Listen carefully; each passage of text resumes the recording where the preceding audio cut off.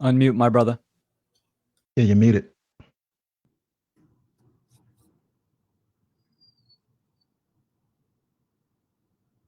I'm muted. God damn it. So thank you people for being there tonight. And I think it's gonna be a good show tonight. And I want to thank everybody who was involved, even if you're just subscribed listening to the shows. Thank you very much for being there. So just before we begin, I'm just gonna acknowledge something. So this is this website of Caroline Riley about the shadow work community. The page is on Facebook, and I just want to make this acknowledged by the people. This is a website that offer a course about shadow working for inner work. Even if you're already initiated into it, even if you're just curious, go there, and the information is invaluable. So thank you, Caroline. By the way, thank you. So oh my god, here we go. So I know you there's we talked about what the what are the things that in the freedom movement.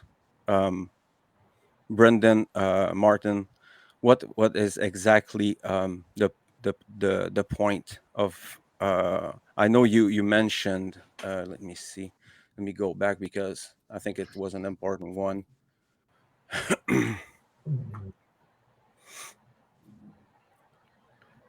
Just get the topic. I remember what I brought up. Okay, perfect. I had brought up the marginalization of the occult traditions and focusing on solutions for that, and how can you approach that, and I think Leslie had a good idea to combine with that as far as what we were going to talk about. So yeah, we can speak on whatever you guys want to. I'm here for whatever. There's great minds here. I mean, look at all these powerful spiritual beings and spiritual warriors here, I mean, we're not going to see many people. This is high quality stuff, so I hope people are ready for this, Yeah. So let's talk about this, Brendan. Let's talk about that. What would be the point that would need to be addressed and healed first? Well, obviously, to understand the what I'm talking about when we're talking about marginalizing the occult traditions, Yeah. first one must have done inner work originally, right? They have to have done their shadow work before they can really get to this more advanced topic, obviously, because this is more advanced. I tend to try to bring at least some more advanced or intermediate topics to the tables, for not only for you guys, but for other students who are interested in furthering their own consciousness and their own study of the mystery traditions. And because, that's what really got me excited.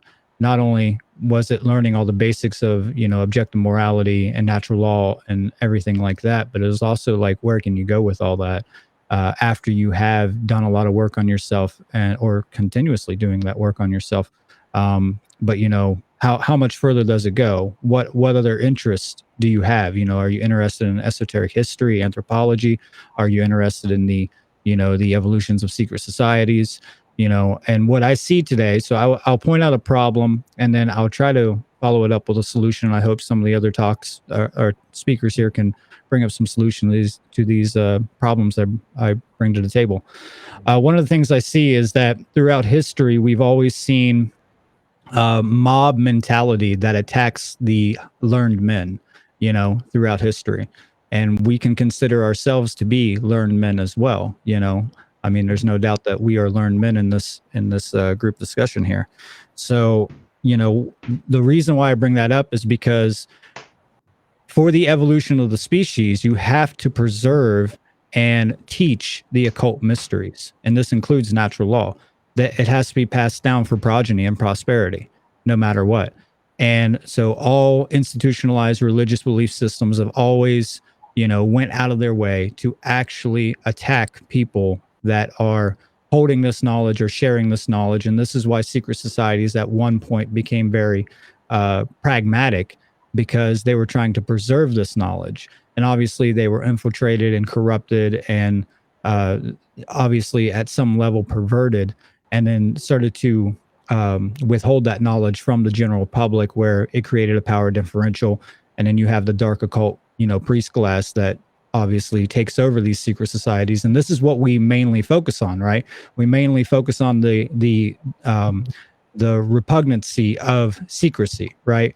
But we have to understand that what made the secrecy necessary is more repugnant than the secrecy itself. Okay. So why it became necessary for it to be held in secret, because of tyrannical, means, and because of, these authoritarian dictators and dark occult rulers that wanted to make sure to enslave the general civilization, which they have done a total number on us, obviously. We have to understand that, there was a reason why the secret societies were formed. And we also have to understand that there's a process to the occult, right? That there's an initiation process, and it's very important to understand this. You're not just going to go through any type of learning process and just jump from, go right into trigonometry when you haven't learned arithmetic, right? So there's a chronological order, there's a hierarchy to that, and there's a reason why there was a stepwise progression. They didn't withhold the knowledge because of that hierarchy.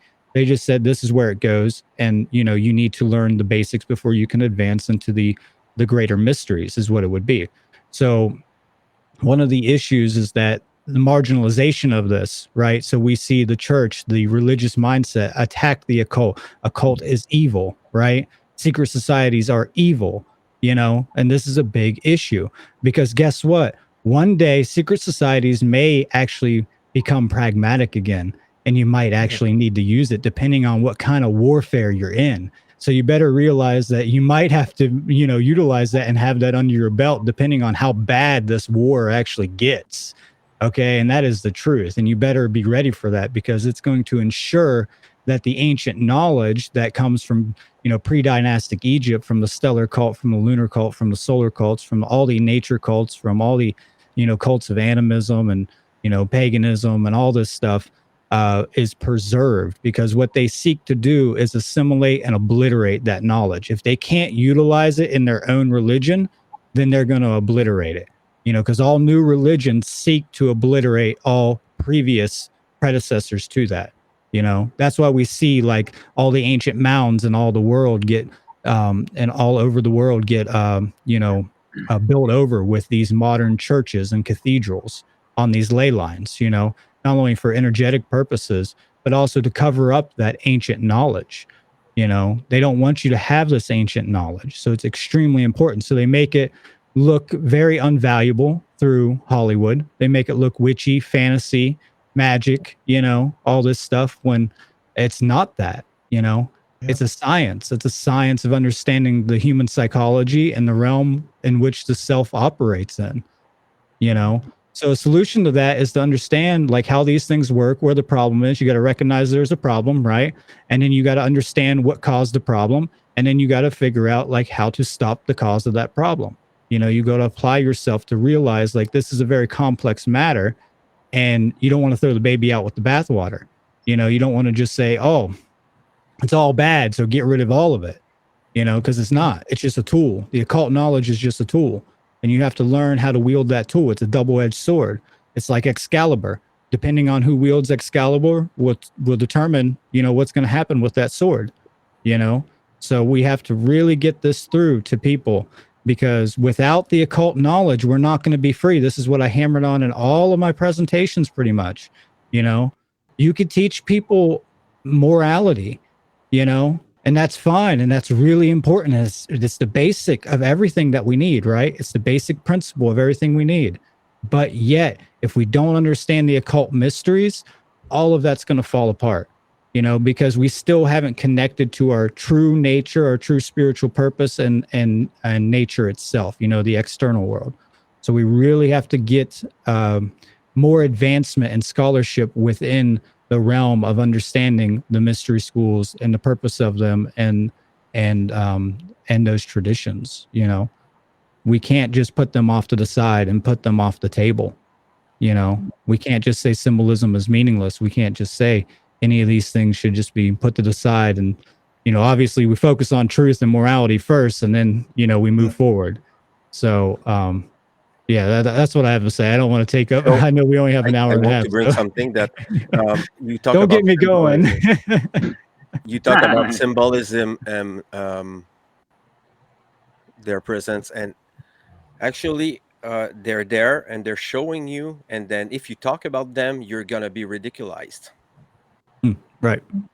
This is how they're I think it's one of their way to do it, you know.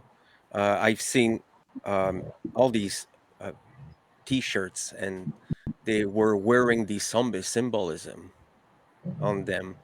It's really a kind of mockery that they're doing, you know. These symbols are everywhere, you know. When I'm going into the cities, you know, you look into the ads, you know, and you can see them, you know. They're telling you, essentially, they're telling you. But when you're not, when you don't have the eye to see it, you know, you're not gonna even think about it. It's Yeah. gonna be part of your life, and you don't even realize it. But when you decide to go see, and I mean, symbolism, it's like it's a lifelong study. You know, when you go, Yes. I covered Douglas covered some serpent symbolism in the last, and I was mind blown. You know, I it's incredible, and there's so much stuff to see there, you know. And I Yeah. think that this would be one of the, it's like we're completely illiterate, you know, even with the words. You know, Brendan Martin, you did a whole presentation on it. We get fooled by our own language. It's And like it's like the word nice, you know. Oh yeah, it's horrible. I would add one more thing here is that this is about cancel culture. It always has been, you know. It Yep. always has been that censorship is cancel culture, you know. The idea of attacking the learned men and burning the great, you know, libraries and taking out all the statues and taking down the temples. It's all Yeah. about canceling all the ancient knowledge. They don't want you to have this knowledge. You know, that's what ISIS was doing in the Middle East. You know, they're destroying the temples so that you cannot trace your heritage, your origins. You know, they don't want you to understand your true origins into the occult mysteries, and actually how long it really took to perfect these traditions before it became a detritus of what it used to be. You know, so that's what it really comes down to. And you know, I mean, cancel culture has always led to bloodshed, and we don't want that. You know, Yeah. and people just don't study history. You know, that's it. Even real history, even not even just the esoteric history, the actual just classical history. They don't even understand classical history, you know? And that's a big Right. issue, obviously. A lot of people don't. You know, they think it's all fake. We talked about this many times. They think all history is fake because some of it has been written by the victors. Well, you don't have to always get it from the victors. Look at world history. You know, if you want to look at the losers, they have history too. Don't worry. You know, they got it. They've been passing it down in covert means, you know, but it's there. You have access to it now, you know, but it's Yeah. all about healing trauma. I think Leslie has great insight into human psychology, and that's what this is really about. The occult knowledge was about studying the self, you know. So it's about understanding human psychology. It's about understanding philosophy and getting in tune with your true spiritual nature. And you know, we've lost a lot of that. So I think it's about healing a lot of this trauma that we've had because we've been so, you know, mind controlled for so long and epidysgenically, you know, engineered that we just you know, we don't have any connection. We have no true parents, you know, no true conscious parents. So And people aren't taught about mental health and psychology. They're not given the tools for real longevity and well-being and increasing vitality. Those are occulted knowledge, that's occulted knowledge that has been suppressed and now stigmatized. So people who are suffering in their emotions and want help, there's so much stigma about asking for help, even admitting.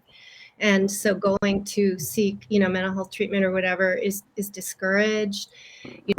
I was talking with someone who was afraid to get help because they were told that they run the risk of losing their license to own a gun if they were to get mental health help, right? So there's a lot of things that aren't true, but then there are some threats out there that border on true around how you could lose your license to hold a gun, things like that. I wanted to share something recently. I was listening to a woman named Elizabeth Serafine. She goes by. She has a website called The Priestess Path, but she's a martial artist, and she's was bringing a class forward with a qigong master who he's keeping alive a lineage of qigong that was almost destroyed in China. And she had him tell the story of how China had driven out, all of these martial art, these schools that were very widespread, and they were forced to go into hiding. And in order to keep their martial arts alive, they had to close the temple doors, and they didn't bring anyone else in. And what they did then, when they decided to open them, what they did is they shunned them to the periphery of the cities. So they made the martial arts studios in the cities museums, basically like telling the masses of people that this is like just part of our quaint culture, right? This is the history, and you can go look at their objects in a museum, but to get to the actual schools was way far out of their reach for the masses to go to. So if you wanted to learn those things, you had to be willing to travel far distances and go to the school. So she's connecting with this teacher to bring these teachings of this Wudang Qigong into the mainstream again, to bring these lineages to life again. And I think that that's part of what we're here to do, is we're here to carry lineages in a way of occult knowledge as part of our mission, to keep our the truth alive, to have knowledge accessible, right? Yes. And to piggyback on what Brandon said, I see it almost in a sense too as people in the true community or the freedom community, they demonize knowledge, and they fall for this collective, rhetoric that Freemasonry is bad, Theosophy is bad, and all of the occult traditions are bad.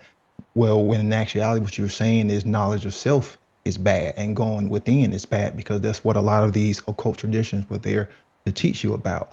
And the whole point, that's also too, was understanding the laws of nature. So how can there really be bad? It's really just ignorance, and people seem to want to stay in their comfort zone as far as the in the conspiracy, and not continually push themselves in their own knowledge, in their own creation, and going within.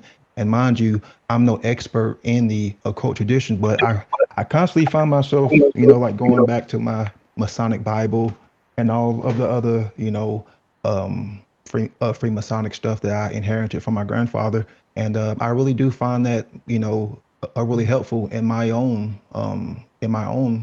advancement. I know many people have before then, but I want to say that the occult knowledge is not bad at all. It's just a tool. Yes, this knowledge can be used for good. Yes, this knowledge can be used for evil, but it really just comes down to the wielder. And we in this community has got to continuously to push ourselves, because like Brandon said, yes, the core principle should be about morality and natural law. But once we get to that understanding, there is so much more that comes, after that we can really, really help explore.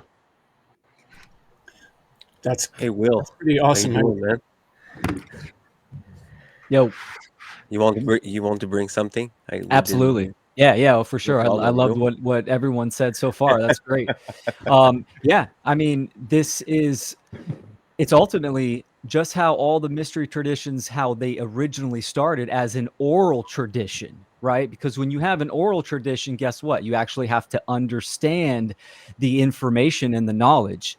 And it's a tradition, meaning it's passed down to generation, lip to ear, right? So there's a big emphasis on actually knowing it and applying it.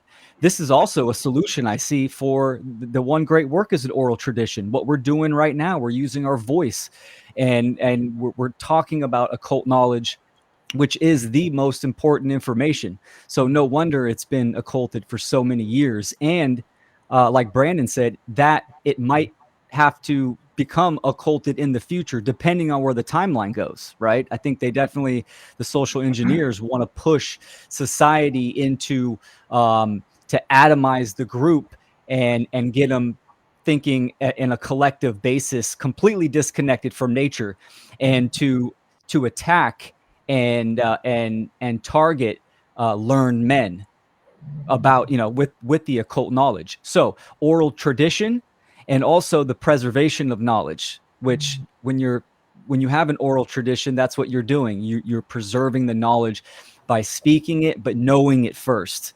So I definitely see the one great work of de-occulting the most valuable information of self and the natural world, and it as an oral tradition. Oh yeah, and hello, bonjour, everybody. Yeah, just to continue what you're getting at, Will. It's like we're trying to de-occult all this stuff, but at the same time, it's like we're being re-occulted because you see all the censorship and what I like to call algorithmic bitch shit, done by a bunch of coward, techie computer nerd people, people that have no idea about what we're talking about. Maybe they do, of course, these dark sorcerer, technocrat, folks. But yeah, I came on today just to inquire a little bit on how we can actually make this more digestible, appealing, like make this something popular, like why are the Joe Rogans and all them, limited hangouts, the popular choice? We know why, for specific reasons and all that stuff. But I don't know, like, how can we make these things like the talk of the town? Brandon, you were talking about, yeah, like, and I feel you. And like, I saw one of the comments in there, is Sethicus watching? I don't know, but I don't know if you guys have watched a lot of his material on Black Earth Productions, but he's been hammering away for years in regards to the fact that the occult needs a fresh reformation. And there's many ways we can go about this, in regards to whatever is there with all the media tools and outlets that we have. Like, I was just brainstorming, popping off, all types of ideas. Like, why don't we do like, like flip the script on all the, mainstream media bullshit and the drama-based mind control. And why don't we do like a soap opera about twin flames or something like that, but, keep it not new agey or whatever the fuck, or, like have a sitcom about, the daily life of truthers or whatever, like, like a Seinfeld type of thing, hella basic shit, or even you can even do like, rap battles that talk about stuff that are trying to like get the wedge out of these dialectics that are just causing havoc in discord throughout, all types of communities, whether between truthers or not, and, all the infighting within their own echo chambers sometimes, because, man, psyops are pretty sloppy these days, and folks are just seem a little bit dumber than years past. I don't know. Maybe it's just my observation. I try to keep it objective. But, yeah, I mean, I got thousands of reasons to be inspired and grateful for everything going on, despite the situation, despite the trajectory going in not the right way, the AI bullshit timeline. But, like, what about a movie, that covers the whole 78 cards of like the tarot, for example, and we bring all these esoteric and occulted, symbols and all this stuff that ties into it, alchemy and all the elements, and there's so many ways that we can appeal to all ages as well, and like get kids involved and get them curious as to like just like simple patterns that we see, or the alchemical symbols for starters, like just like the basic stuff, and build them up.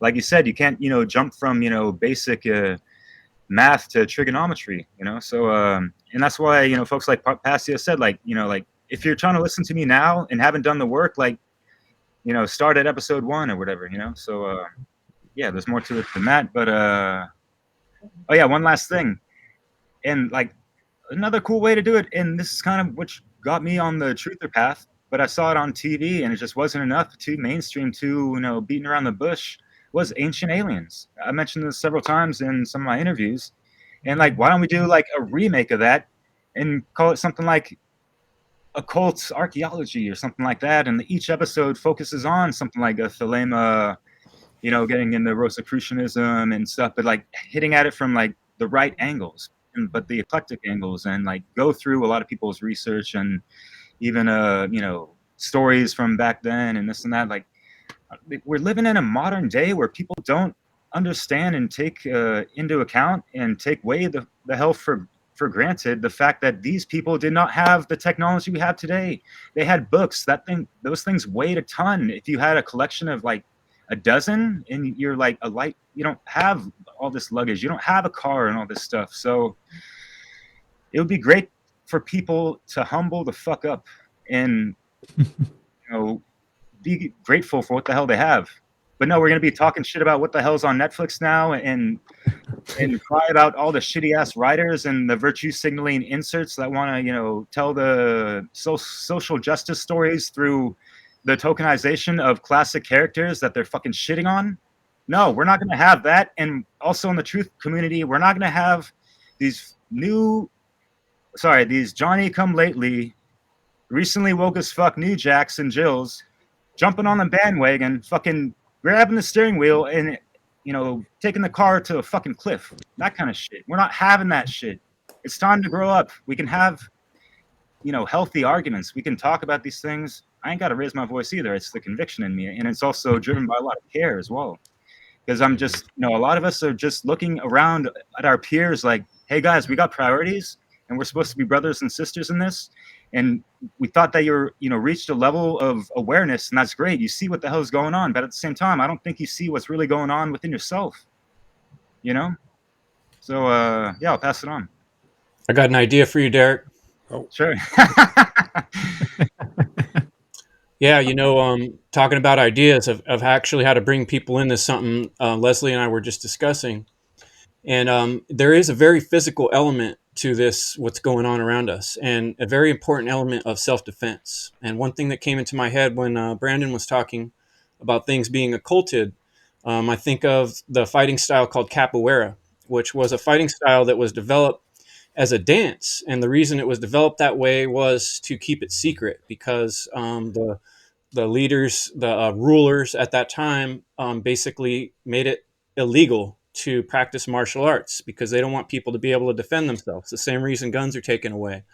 So if we can develop ourselves as people that become strong in martial arts, in things like yoga, sometimes when my neck hurts, I do something called the Five Tibetans. The Five Tibetans was famous for being occulted because it's so powerful of moves that they didn't want the average person to know those things.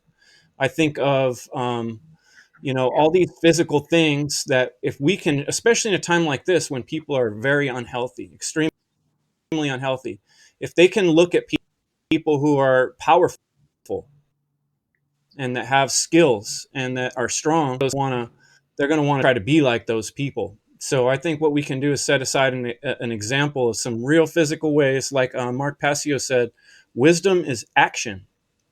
And I also occurred to me, you know, another example from history is Martin Luther against the Catholic Church, telling people that, oh, you know, you don't have to come to the church to talk to God. You can talk directly to God. You know, that's how far they had people fooled, that you couldn't even communicate with your own creator, that you had to go through another person. So I think what we can do is offer people ways to actually advance with their own physical body, because inside of our body are most of the most important occulted secrets that exist. Yeah, man. Thank you. I just want to add that I listened to you guys, and I think I understood how to turn the wave. we're gonna hypnotize people back to freedom. Yeah, man. You know, they're so deep in it, you know, that we're gonna have to like tell them like sweet things, you know. And oh, you're gonna like this, you know. Go in the deeper recess of your own mind. Use the You know? new age tactics. Yeah, talk to them like they're Right. children. Yeah, whisper Kind in of their like ear. Hansel and Getting Gretel. courage. You're getting brave. A modern occult revival. Yeah, That's Totally. what we need, and we do that through art. Just like looking at the ancient cultures, you evaluate, observe the culture and how it operated and their art, what they created, because that kind of dictates their level of awareness. You could see this in their structures, the way they farmed, and I mean all kinds of things, right? So this is what we need. We don't need to revert to the past. We need to take that knowledge and and utilize it in the modern world through art, which is creative expression, right? So that's what we need Yeah. is an occult revival. I mean, he mentioned Joe absolutely. Rogan. Part of the reason people are so interested in Joe Rogan is because he is a powerful guy. He can prove it, you know, with his physical form, how awesome, you know, he can back it up. And so, you know, we might be coming to that point very soon in this reality, the way things are going. So that's something that we should all be working on as part of our self work. And when you think of martial arts, it's also self discipline, and the inner religion is what we need to be working on. So I think one thing that I'm going to work on going forward in my podcast is encouraging the people that listen to what I'm saying to improve yourself both physically and mentally and spiritually. And the physical part is maybe one of those keys to bring people in to see, you know, if we can show them what can be done and how important self-defense is, then they start to understand. That's one of the most missing dynamics in the modern age, is the understanding of the ability to self-defend and the need for each person to defend themselves. Without that, it is crazy and it is scary, because yeah, all the criminals and gangsters are going to take over. But if we're powerful, we know how to use weapons, we know how to defend ourselves, we're not so easily corrupted, and people are going to look up to us, and young people are going to want to learn what we have to teach. And if you think about monasteries and temples, any kung fu movie, it's all the same thing. They're passing along, like Brandon was talking about, through generations, these powerful tools to defend ourselves and to protect this knowledge. I want to hear from James. Yeah. Hi, Chris. You haven't talked yet. No, I haven't. I've been listening because I like to listen to you guys. You guys are always, you know, sometimes I get lost in the crowd. I feel like I'm listening to the podcast and not a part of it. So it's like it's very interesting, everything that you guys are saying. And to touch on the last thing that you just said, Chris, about self-defense, it really starts in the mind. There's a lot, like, so not just, we have to bridge that gap and kind of get rid of that misunderstanding of self-defense. When like people hear the phrase self-defense, they think of martial arts, but and maybe even firearms. But when it comes down to it, really the first line of self-defense is your understanding of the world and how you can defend your mind and how you can defend your spirit. So like when that is understood and really applied to your life, you kind of fall into this pattern or this habit of like being able to want to see the patterns, to want to see the symbolism and everything like that. Like I find that in myself, that like, the second I really came to grips with that this is like a spiritual war, it was like, okay, well, how do I best defend my spirit? Well, I kind of have to have a knowledge of what's going on. And yeah, then there's also the possibility of having to physically defend myself and my family. But I mean, I've got some notes here. Brandon, what you were talking about, like history and everything. So, and then Derek, you were talking about like pop culture, you know, or like you were talking about bringing these ideas into pop culture or whatever. Like I am like a movie buff, and a lot of movies up until like recently, a lot of popular movies up until recently were very heavily laden with a lot of the occult like symbolism and the constant the overkill like playing the same stories out of like the hero's journey and all these different like these different motifs or whatever the word is, stories and the way that the allegories and everything in these movies, like, were largely lost on people. They've been in there for a long time, but people don't have an understanding of what these stories really mean. You know, some of the most popular movies of all time are just like hero's journeys. Like Star Wars, for instance, is literally like what's his face, George Lucas, like, it took so much from Joseph Campbell, and of course, you know, Frank Herbert from Dune and everything. But anyways, That's I right. digress on that. But like that's just for instance. And then even in, you know, modern times, there are things that are very, very popular even for children that have so much symbolism in there and so much like actual storytelling that it is just lost on people because their educations are shit. You know, they're it's just the plain simple truth of the matter. And we've hit on the point of like the knowledge of like truth and like all of this great stuff that we're, you know, seeking and on the path toward. You know, it might come a time where it needs to be occulted again. That might be very, very soon. It might be a lot sooner than any of us are prepared to admit. I know I have trouble saying that. And you know, this comes to mind because, you know, the amount of censorship that we're seeing, it just shows that like the canceling and the censorship and all of this stuff, it just shows that I think that we're making progress, and they know, like, our opposition knows it, and they are like turning up the dial on the other side of it to like stuff us back down, you know, to hide it even further. That might just be my opinion, but I mean, I do pay attention to some things, but a contextual understanding of history is of the utmost importance, because it's, you know, Coach Klein from Waterboy's playbook over and over and over again. You know, Right. it's the same plays over and over and over again. It's just, you know, are you able to see it? You know what I Right. mean?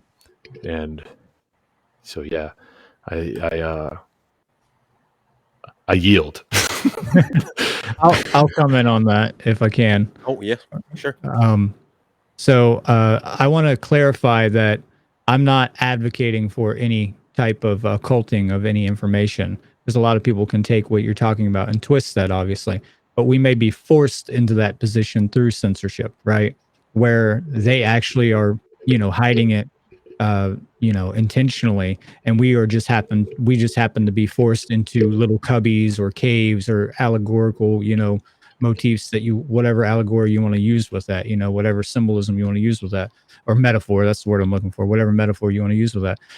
So we might be forced into those positions because of what's going on in the world. And I never hear anything from any people talking about this. You know, we don't want that. We want to be de-occultists, right? That's what we want. That's the real mission here, is to de-occult all this information. But we also have to put it out there in a strategic form where it can be used as a class initiation, you know, for an individual, for like children. You know, you have to put it at a simple level and then work your way up into the more advanced stuff. This is why, like, you know, what Brandon brought up with Freemasonry, you know, I personally am an esoteric Freemason. You know, I advocate for understanding Freemasonry. I think it's one of the oldest traditions. It wasn't called Freemasonry back then. There was no words for it. It was just practice in body language, you know. It was just practice in symbols. There was no words for it, you know. It wasn't a lodge system. It was just a craft. It was just an expression of ancient knowledge and ancient science through rites and rituals of passage, and through being in harmony with nature and yourself, you know, and communicating with your community in a social activity, and a very healthy, social dynamic with other people. So I think it's very important. I wanted to bring up a movie that I don't know if any of you have actually watched, but it's called The Holy Mountain. And it is Oh just man, I've seen that. absolutely, Yeah, have you seen that? Okay, so it's absolutely filled. amazing.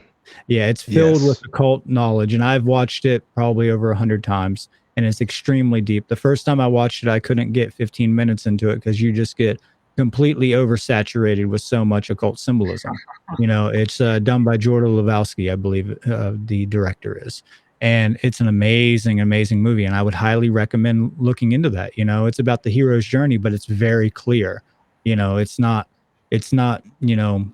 obscure very much. It's right out in the open. It's like, this is what it is. As soon as you start out, there's tarot right there, and then you get into astrology, and you get into alchemy, you get into all this stuff. And the first half of the movie, the guy doesn't even speak through the whole thing until he becomes enlightened, after his ego is taken out of the picture symbolically, meaning his ego identification, the parasite on his mind, is taken out by this master occultist. In this, he battles this master occultist, and then he cuts this parasite out of the reptilian complex of his brain, and then after that he starts to speak. So it's symbolic of that, because what we see, it's very symbolic of, most people don't know how to speak. We may mispronounce words here and there, that's fine, but at least what we're talking about has very crucial meaning. Whereas when you go talk to normal people, well, not, I don't like to use that word normal, obviously, but just other people who are not initiated into the mysteries, it's just completely mundane, absence of any type of real wealth of knowledge and wealth of importance. There's no wealth of wisdom there.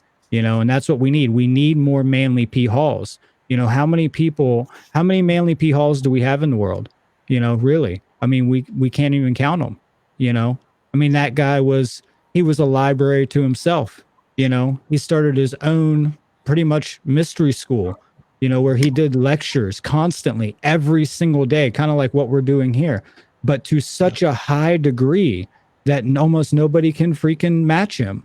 And I don't agree with everything he says all the time, but it's so important to have that type of information being put out there, and we just do not see that very much. We don't see any more Manly P. Halls. We don't see any more Teslas coming to the table. We don't see these people who have this, and that's what I'm trying to inspire with people. Is like, hey, if you have that amount of knowledge, then you need to be putting it out on the table. And you have to be doing that work. Wisdom is right action, and that is the right action. And we can't lose touch with our origins, with any of the occult traditions. So yeah, I think what everybody said here is really important. I think this is a interesting discussion that you really don't hear anywhere in the freedom community. You don't really hear this type of rhetoric, and that's what I want to see. I want to see more this type of rhetoric coming from people, especially with the higher level initiates. We can take it further, and that's fine. But when, obviously, you just have to be strategic. You have to know who the audience is that you're approaching, right? You got to be strategic. You got to make it adjust. You have to adjust your technique to who you're trying to talk to. If you're talking to a child, or if you're talking to an adult with a child mindset, or are you talking to an initiate? Are you talking to someone who has been initiated and they're further along? You're going to adjust the knowledge that you release to those people. And then the last thing I'll say is that, yes, it's work, but not all work is stressful, in the bad way.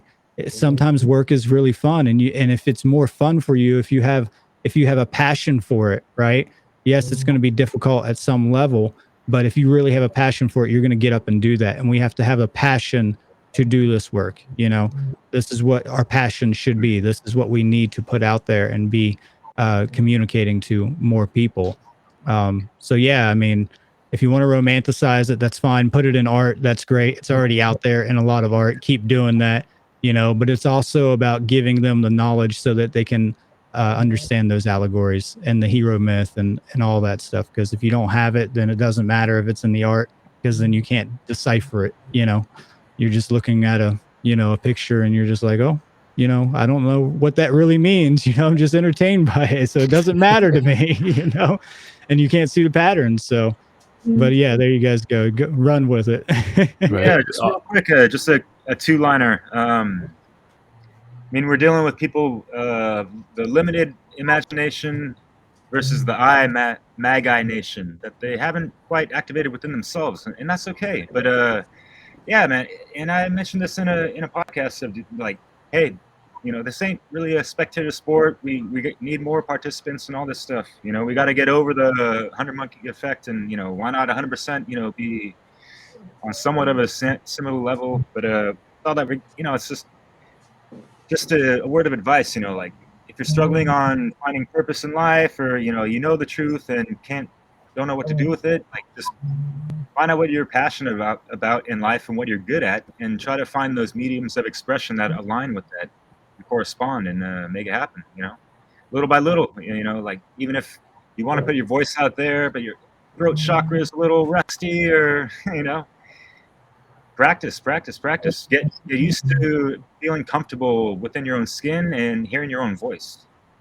Because and we all have to, man up, woman up, and step into that, courageous self of, wanting to express and be seen, heard in whatever way, right? But yeah, anything you do in life, whether it's speaking the truth or not, or just, walking down the street, no matter what, keep this in mind. People are gonna, either like you or, hate you sometimes, or whatever in between emotions, so just, stick to the solid foundations that you built within your temple, right? You got the 2 pillars of enlightenment. You're nice and sturdy but fluid, because like the yin and yang can be fluid, right? We gotta go with the flow and not get caught up in all the rigmarole and minutia crap. But yeah, that's what I wanted to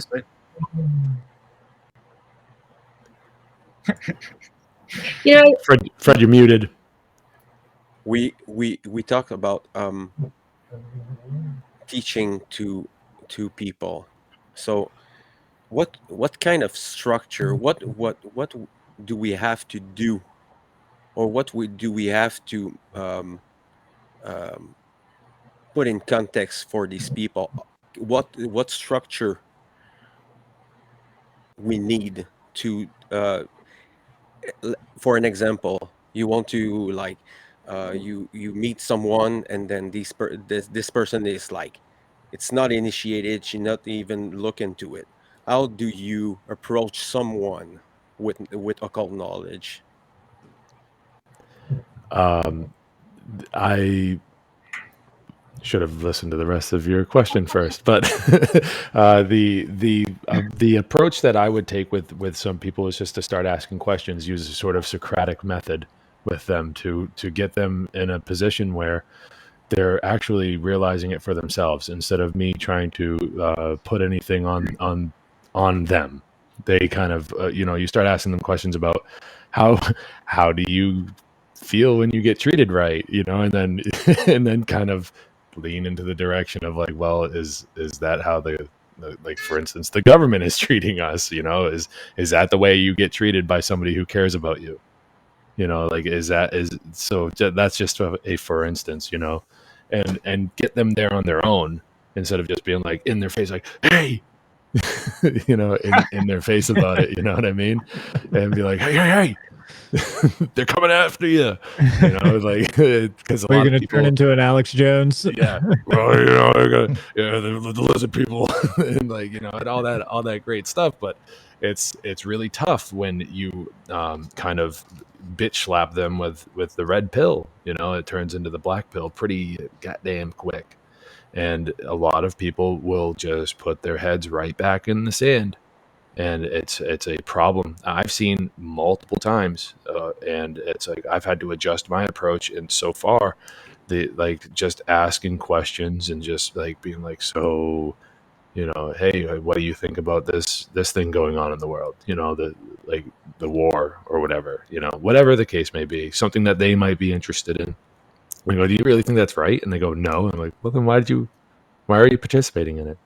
I speak to veterans all the time, and I get a little scared when I'm talking to the veterans, because they're kind of loose cannons. But I got into it with one of the guys that I work with, and I was talking to him about anarchy and natural law, and he called me a weirdo, and I said, well, at least I'm not a murderer. And he wanted to, and like it was almost a thing.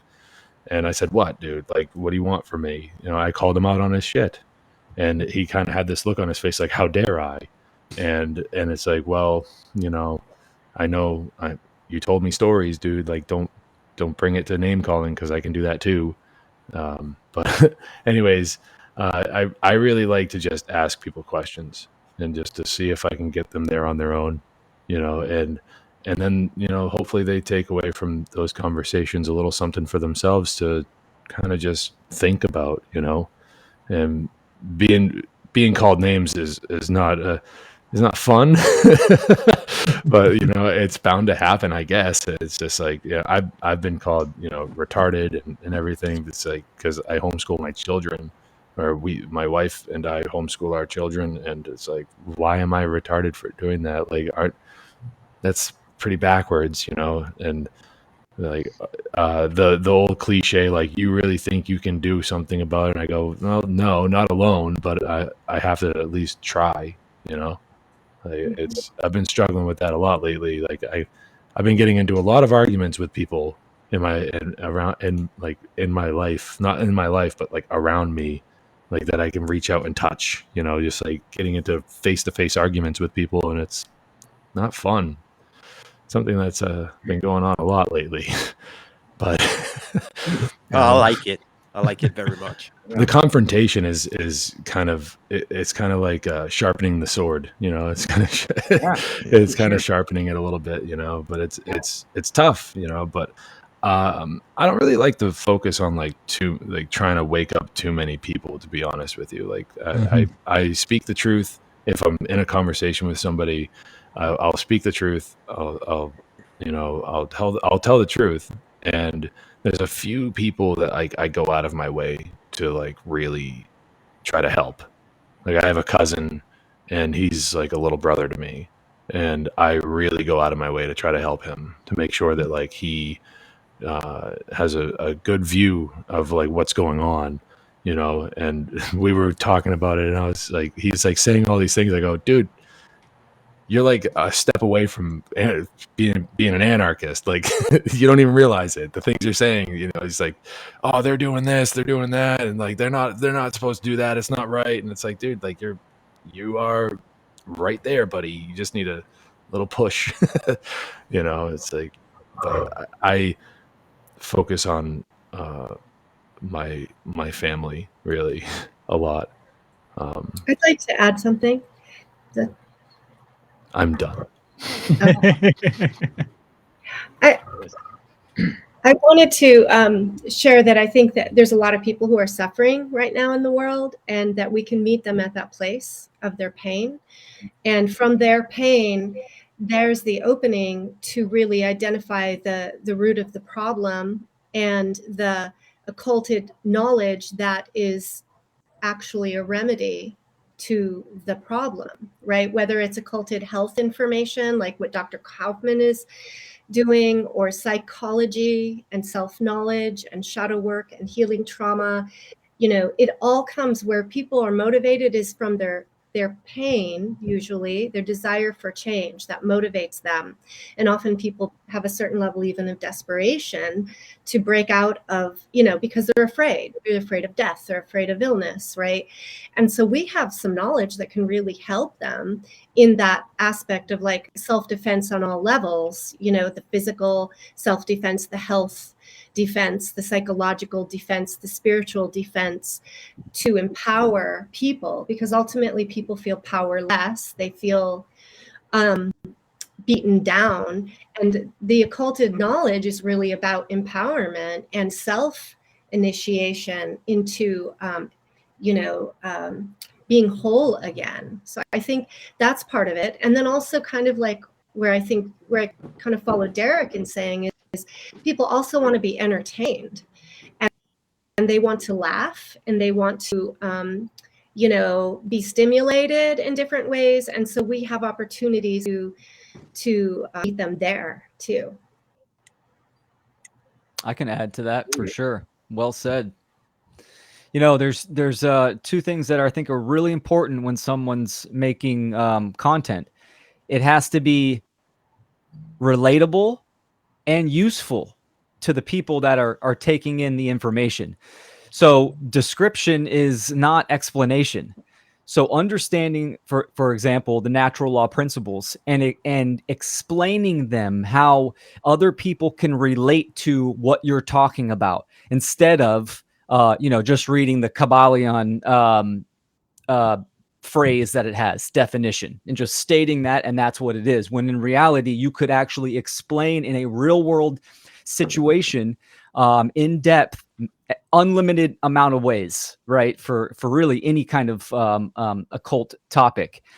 So people need to be able to relate to it as well. I agree with Leslie, everything you said, and Derek and James. The Socratic method is great. You need to kind of, especially if it's one-on-one, you need to gauge the level of awareness of the person you're speaking with. Or if you're making content, kind of know your demographic. Are you speaking to teens? Are you speaking to younger children? Or is it for just adults? And so there's unlimited amount of categories. And sure, that can be through entertainment, through comedy. I mean, all different types of outlets. But I think it's good to hold that in mind. Is it useful, and can people relate to it? That's something people can take into consideration. Yeah, that's a great point, Will, because if you can like gauge the person that you're talking to, and like if you know the person that you're talking to and you start having that interaction with them, like a Socratic method type or whatever, then you can really get to the heart of like what, and it's not really, I feel weird saying it like this because it almost sounds like I'm trying to exploit what they care about and manipulate them, but that's not it at all. It's more like just like holding their hand for a moment, helping them across the street in a way where you kind of find out like what is bothering them, because like that's the thing, right? Where's all this public outrage coming from? Where's all this animosity toward our neighbors? And maybe not for everybody, but a lot of it's going on. It's because a lot of people are bothered, they're under stress, we're held under duress throughout our entire lives basically, and that's going to manifest like the outcome of that like is going to be nasty. So in order to like get back to like a more peaceful social situation, you kind of have to figure out what people care about, and that will lead them to figure out like, yeah, I am being screwed over. Well, I always like to tell people that like, I hear the phrase like, let's take our power back, and it bothers me. It really bothers me because we never really gave it up, right? I always say that we're tricked into thinking we don't have it when we do. We have it right now. We've always had it. So we were fooled into thinking that we don't. So I was like, people like, so like what I like to tell people is things along those lines, and to learn what somebody cares about, and to like, help them use that anger in some ways, but that's a really brilliant point, Will. That's really good advice. To like gauge your audience. Yeah. Gauge the person that you're talking to, get to know them, show some care to them, because that's something that's really lacking in the world today. Might just be my opinion, but no, we see what's going on, and I got a pretty interesting perspective because I spent the past 12 years in France, and so I've been back on the West Coast between California and Oregon for the past since December, and the whole time I'm out there, kind of, getting a bird's eye view, if you will, but still pretty out of touch. So, I mean, we all felt the polarization just go really extreme since the dawning of the bitch ass Rona, right? Or what, COVID-19? Or you say Devoc AI when you de-occult that, right? But damn it, I forgot where I was going a little bit. But yeah. So what I've seen with the polarities is, and yeah, like, and talking to people over here face to face, like, I'm kind of surprised a little bit. I'm kind of in the neoliberal area. Will's had to suffer through this quite a bit, I'm sure, but Bay Area by San Francisco. But yeah, Leslie, I really loved what you were talking about, and like the whole time I've been here, I've been like, one of my best friends out here is someone that Fred's gonna interview next week in Odysseus Andronos. He does shadow work and this and that, and like people need this more than ever because since the Rona, we've had this whole collective meltdown of people being traumatized in so many different ways, and the suicide rates are up, and all this stuff, and people are really just looking for some comfort. And what I've also noticed, within the polarization as well, is that there's the echo chambers are unbelievable. I mean, I was talking about the algorithmic bitch shit, if you like, just to throw a little rhyme, play on words, whatever. But it's absolutely true. But have you guys noticed? I mean, how many people have their YouTube channel compromised in whatever way, shadow banned, had shit censored, deleted, even a whole YouTube channel deleted, like me recently as well? It's just crazy. But anyways, it's like we get more subscribers and this and that, even though we have a paltry amount next to all those, cute, cat video people that make all this, fluff. And for the entertainment, right? What does that mean? To enter the mind and hold it when they're holding it the wrong way. And the brainwashing is full of fucking fluoride and other shit. But what I love and what I've been doing, my medium of expression touches so many people in so many ways, and it can reach the lowest common denominator in a sense, is just music. I mix hip hop and all that stuff. And what KRS-One, classic hip hop artist, he coined this term, one of his golden albums back in the day. I think it was like '89 even. I have it on tape cassette, even signed by him. It's titled Edutainment, educare, education, right? And having fun with it, making it more, palpable or digestible or approachable in so many different ways on so many different levels. Again, so what do you got to think about that, my friends? Or something else? I'd like to cut in here and add something to the entertainment idea. So for me, and in my personal journey, right, and I know you guys have heard my background a little bit, being raised as an anarchist, having access to occult knowledge very early on. I personally, for me, the two ways that I approach people, which I normally don't go out of my way to do that anymore, where I did do that quite a bit. I liked what James was saying, was like, it's not really about going out and awakening the masses. Like you're just really making a fool out of yourself, because most people are just going to slap your assistance away unless they're ready for it. If they're asking for it and they're ready for it, it's just like anybody who has suicidal issues, or who's a junkie, or an addict. Obviously, if they're not ready for it, they're not going to listen to you. They have to want to help themselves. A lot of people understand this. So I want to point out two things, like approaching them and relating to them with on the same level of pain, especially if you can relate and you actually can empathize with that and sympathize with it, and you've went through those things, and you've come out of that, and you've been through therapy, you've done the work on yourself, you've done your shadow work. You can really get to people on that. But also entertainment, and this is what I was going to say, is that I personally like to explain symbolism within entertainment to people. And I think that really, really catches people's eyes, because they're so locked into the entertainment world, right? And then when you start to unravel that fractal nature of the motifs in these movies, they're blown away.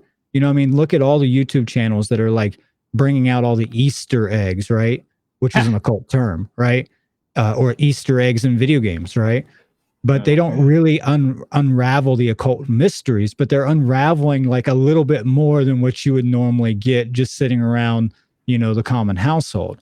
And all these people are just, millions of views for somebody who's breaking down a Marvel movie and showing you all these hidden details and hidden secrets. People are really attracted to these things, right? So if you can catch them, kind of like what me and Chris just did with the Aliens movie, that's really intriguing to people. I had so many people really compliment our breakdown of the Aliens movie, and I've always got to people through symbolism, because people are really interested in symbolism. Even the most left brain people. I've come across the most left brain, like rigidly skeptical person, who are just like, symbolism has no meaning, same thing with words, and all this stuff. And then I start talking to them about it, and it completely unravels them. And like a year later, or maybe even shorter, they come back to me and they're like, oh my God, I'm seeing this stuff everywhere now. It's just blowing my mind. So symbolism can really be the downfall of that type of mind control, so unraveling through entertainment, right? So if you can sit down and you can have a real, you can do a Socratic method if you want to, which is really good. I've used that for many, many years. But also if you just, incrementally have a good discussion with somebody, and you can ask them like, hey, what do you think this means? And you're like, well, this is how I'm kind of seeing this, and give them little pieces here and there and plant the seeds of these things in people where they can start to nourish these seeds within their subconscious mind, and then maybe they will take that and actually find an interest in looking deeper at things. I've had so many people come back to me and they're like, when you explained the allegory of that film to me, it just blew me. It changed my life. Now I don't see any film the same, like the hero myth. Now I see it everywhere. Yeah. It's all over the place. And when you can really tap into what people like, right? That's what I'm trying to say. Tap into what they like, but unravel the mind control about what they like so that they are interested in the hidden knowledge and truth within that. Then they're really going to latch onto it, because we gotta understand. And I like what James said as well. It's not about manipulating people, but it is about subverting mind control, right? Yeah. You're trying to subvert that mind control that they're under. And you're also trying to break through these barriers that they have up. And the way that you can do that is by relating with them. And since most people are hedonistic, right? Well, use that to your advantage.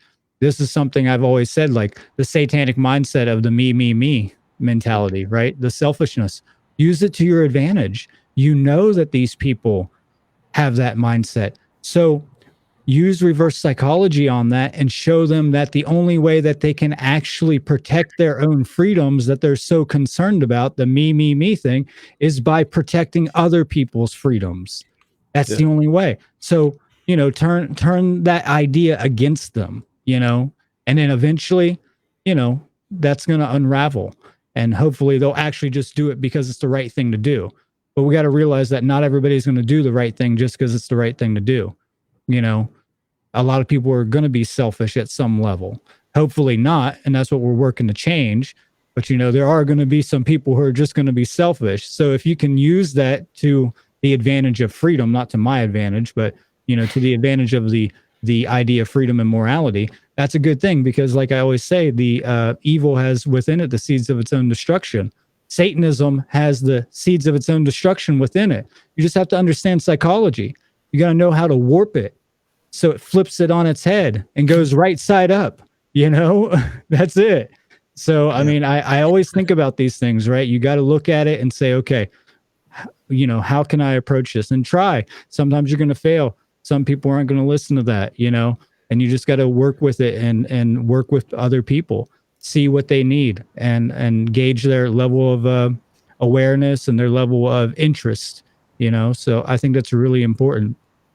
Go ahead. Yeah, I'm done. Go ahead. I was going to say, I'm really looking forward to, I love what you're saying, and I'm really looking forward to our next discussion on the movie Aliens. I've gotten a lot out of that, but I do kind of want to point out again what I'm getting at, the flip side of that coin, besides just the discussion and the mental aspect of this.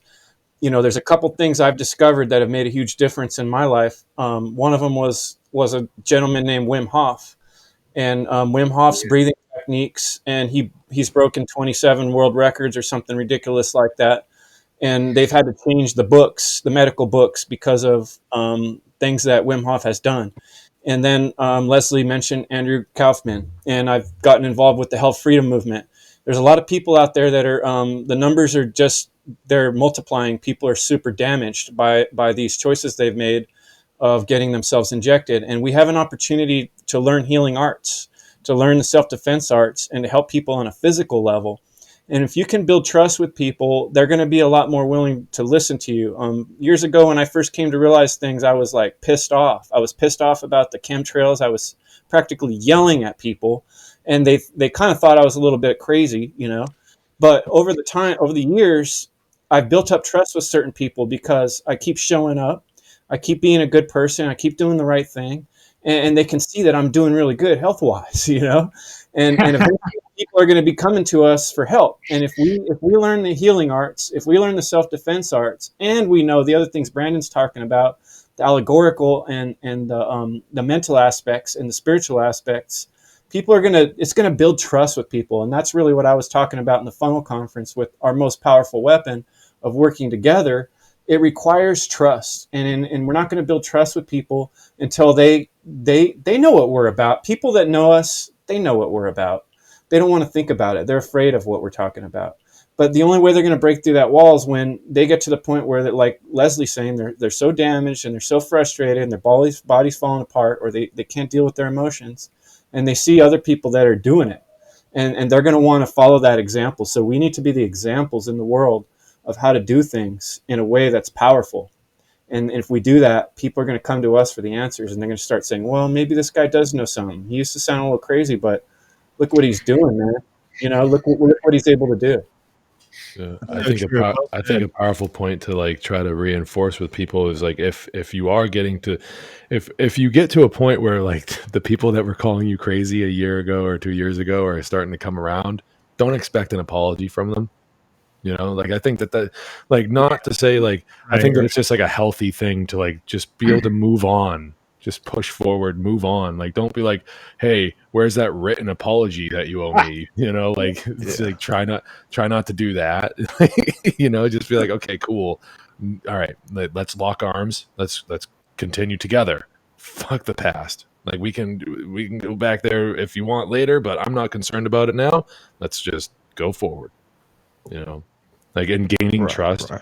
Like that was a very good point, Chris. Like that's where, and that comes from showing true care for your fellow own person too, right? Well, yeah, you can't give something to someone else that you first don't have for yourself, right? So yeah, care for yourself, and you learn that, and then you can care for others. And when you care for others, and when you're caring for yourself, and you're doing the right thing, good things happen to you. The whole law of attraction stuff. Like that's that's real, and synchronicities happen and stuff like that. People see that and they go, "Well, look what's going on over there." I kind of want to have that good attitude too. Well, okay, here's how you do it.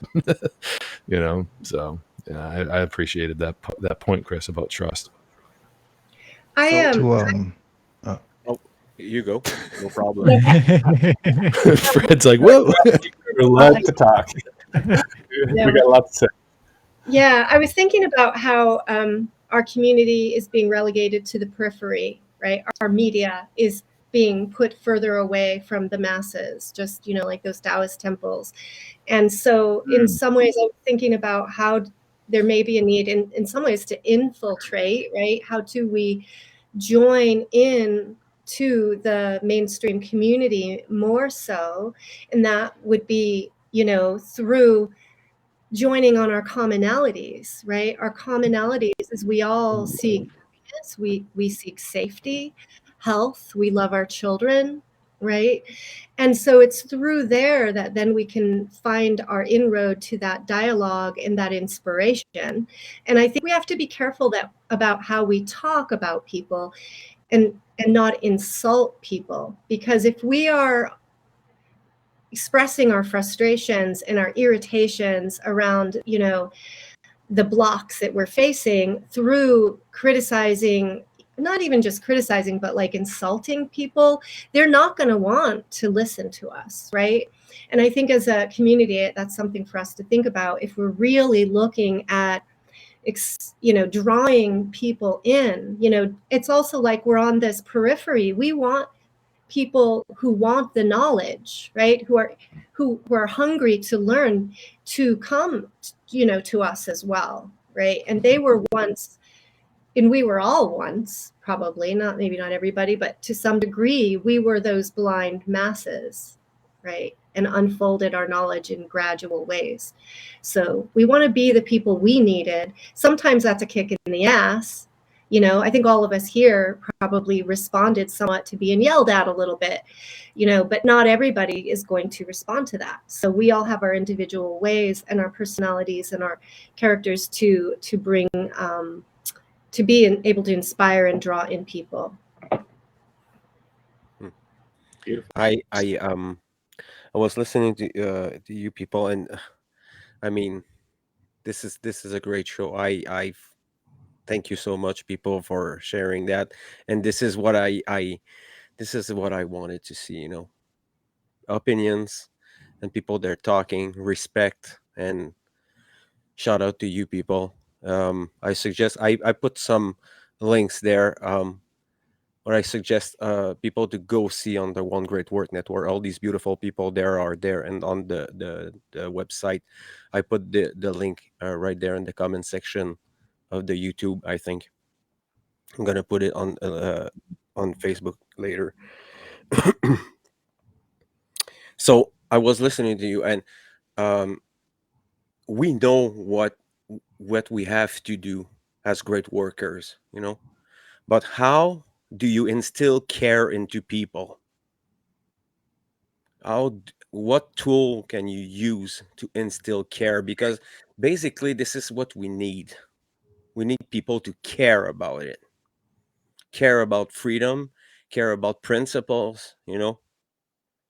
And we have a sleepwalkers around, like voting and getting fights for inane stupid things, you know. My team lost, you know. Oh, my football team lost. I'm so fucking angry. I'm gonna be violent with people, you know.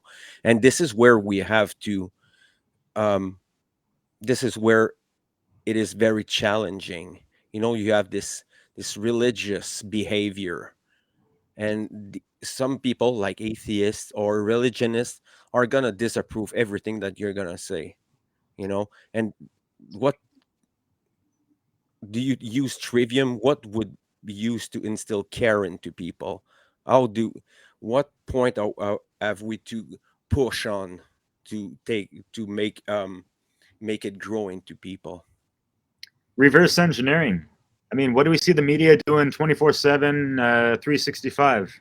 They're pulling on the heartstrings of countless people day in, day out. And it's instilling a lot of negative knowledge that creates that dark care, or, the inverted type of care, and that's why we have, invasion of the Karens, or whatever people want to call them. But yeah, how do we pierce the minds and hearts of men, women, and children? And yeah, we're taking stabs at it for sure. There's so many angles we can take, but yeah, as far as like getting to the essence of something that makes them have that aha moment, and it could be just as easy as James and Brandon were saying, is just ask a question. And speaking of Brandon, Mr. Spencer, we were talking about how folks can be living as light as a feather under any kind of weather. But yeah, heart goes out to the folks out in like East Coast, Florida area with the manufactured hurricane season, whatever. Oh yeah, Yeah. manufactured, all right. Yeah, I think That's right. I think at some point I've seen we evidence. we need to be honest with ourselves and come to the realization that we can't instill care into anyone. Really, I think that what we can focus on, however, is like the care that we have. Like I said previously about caring for ourselves and showing care for others. We're really only responsible for our own actions. But at the end of the day, the choice of remaining emotionally available for those when the time comes that they decide to care, I think is more so where we should kind of be focused on, if I'm making sense there. So, yeah, I don't know, just to be able to be there for people and to be like, well, you don't care, but when you come around and you start caring, I'm not going to hold it against you. I'll be here for you. And like, I think that might be I hope that's some good advice. I don't know. That's just. Yeah. Care for others helps people to recognize their own value, right? And when someone loves themselves and they care about themselves, then they have the capacity to care about others. So I think you're onto something. Sure. And just Yeah. making sure that, like, like to Fred's question about like, how do we instill care into others? Like, it's like, I don't know if that's our responsibility. I question that, if whether or not we really have that responsibility, or if we really have the right to like push that on somebody really hard to like, try to get in there. But like, I don't know, maybe leading by example would be a good start. And then just, hoping that they come around in time where you can be there for them and have it make a difference. But at that time, it's like, that's a tough question, Fred, man. You always come up with the good ones, brother, but I do think that it's just about being available for the person when something's going to happen to them. I'm so sorry. I forget who mentioned it earlier tonight, but somebody in here tonight said something about these people are bound to reveal themselves, like the liars or the cheats, like they can't help it. They reveal themselves eventually. Something along they have those the lines seed of was, whatever. Brandon Martin was saying that.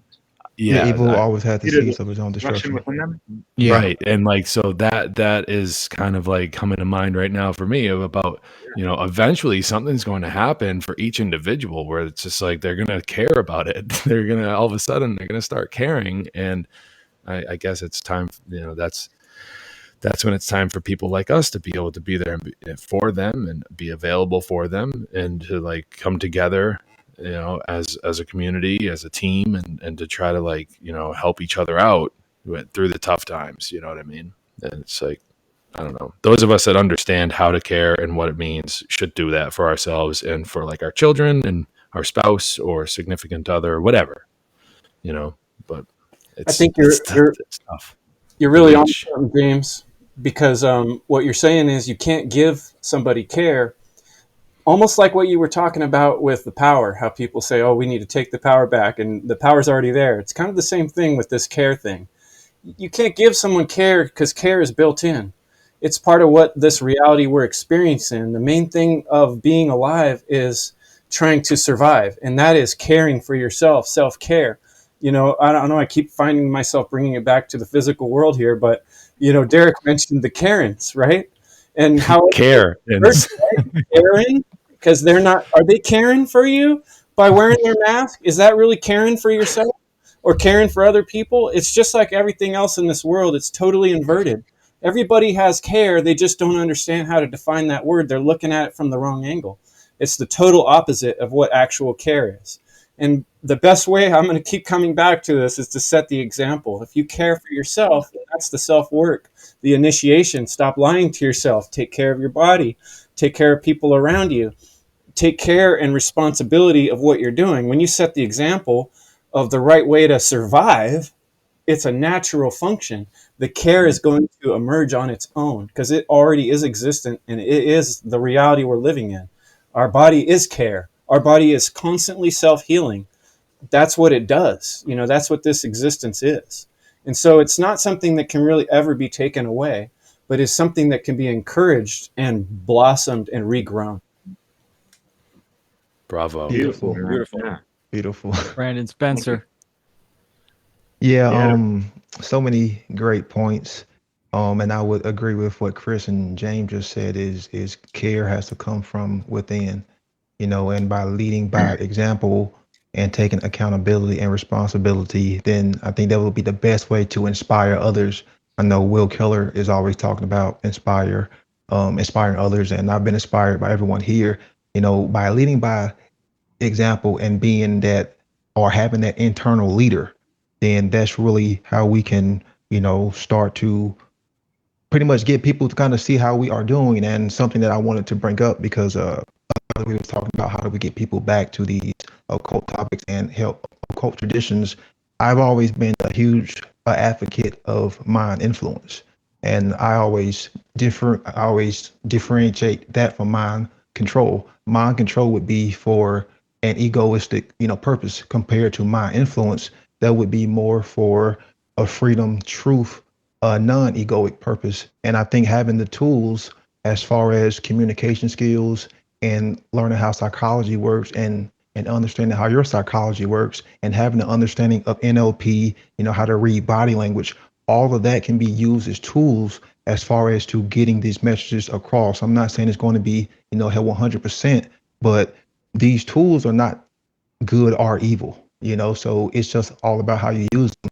And I've always been an advocate of, how symbolism, he'll use allegories to explain this message in a deeper sense, because we can spark this creativity and curiosity in people, and that's what symbolism has always been used for, is to get people to understand these archetypes, to get people to understand these motifs. So if we have a good understanding of that of ourselves, and then you mix in those tools as far as NLP, communication skills, seeing that, hey, someone body is starting to tense up when you were spreading this information, then I can back up, or kind of tone this information down and go from there. I think that may actually help too, as far as getting this message across. But yeah, the whole care aspect has to come from within and leading by example first. Yeah, I agree with that. You can't give someone care, just like you can't give someone courage. But what you can do is influence and inspire and show someone what courage looks like and what care looks like. It's like during the bullshit lockdowns when they had the mask mandates, and you're the only one walking in that store without a mask on, right? Because you care about yourself and you care about freedom. And then you see someone that had a mask on, they see you, and then they take their mask off, right? That's happened to me multiple times.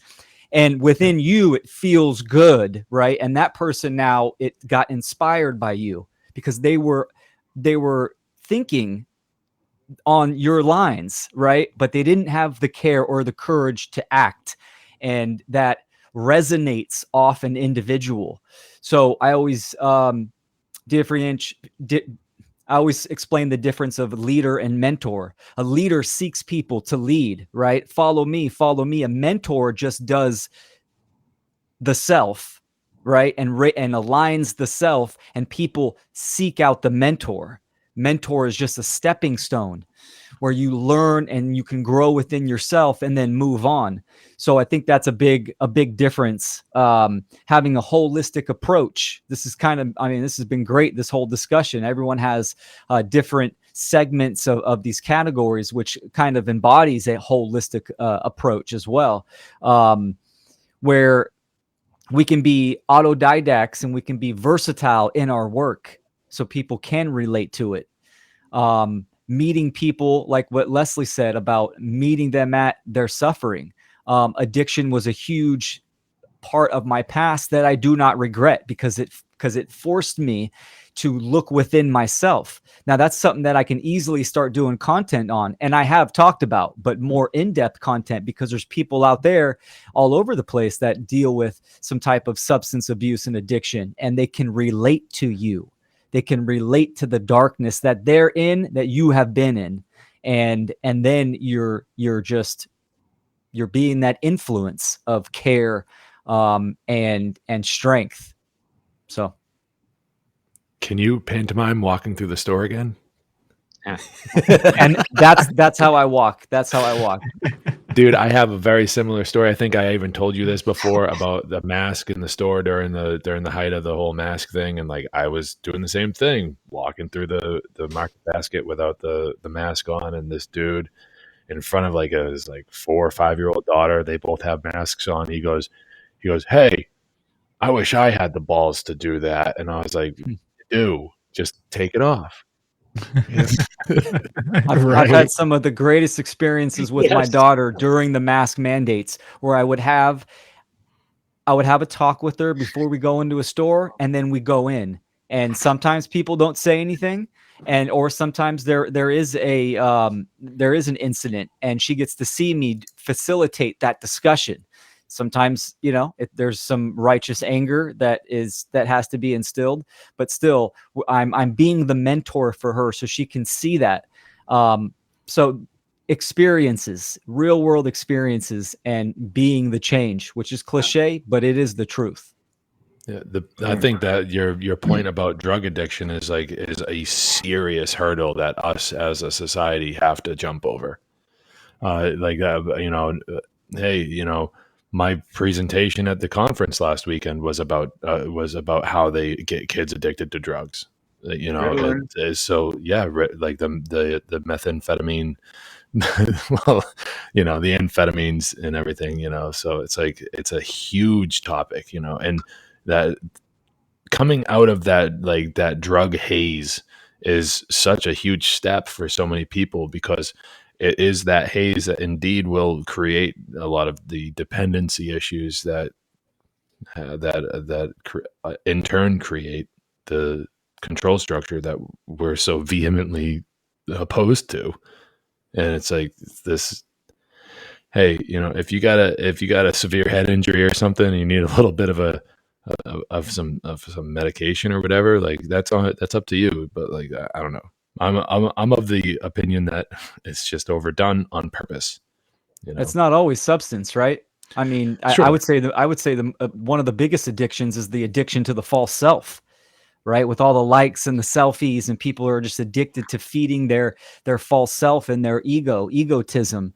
And Yeah. I mean, people are addicted to the human experience, which keeps them locked and rooted in the physical material domain, and ignoring spirit and the unseen laws and all this kind of stuff. So Sure. I mean, addiction in general is prevalent.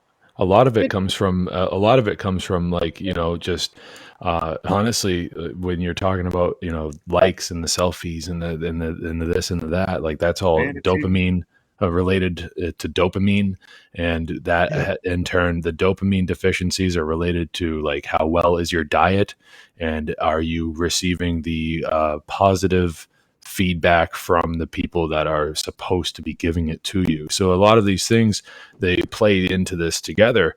They contribute it to it together. They stack on top of each other and compound, and they make a big mess. A bunch of little messes combined make a huge mess.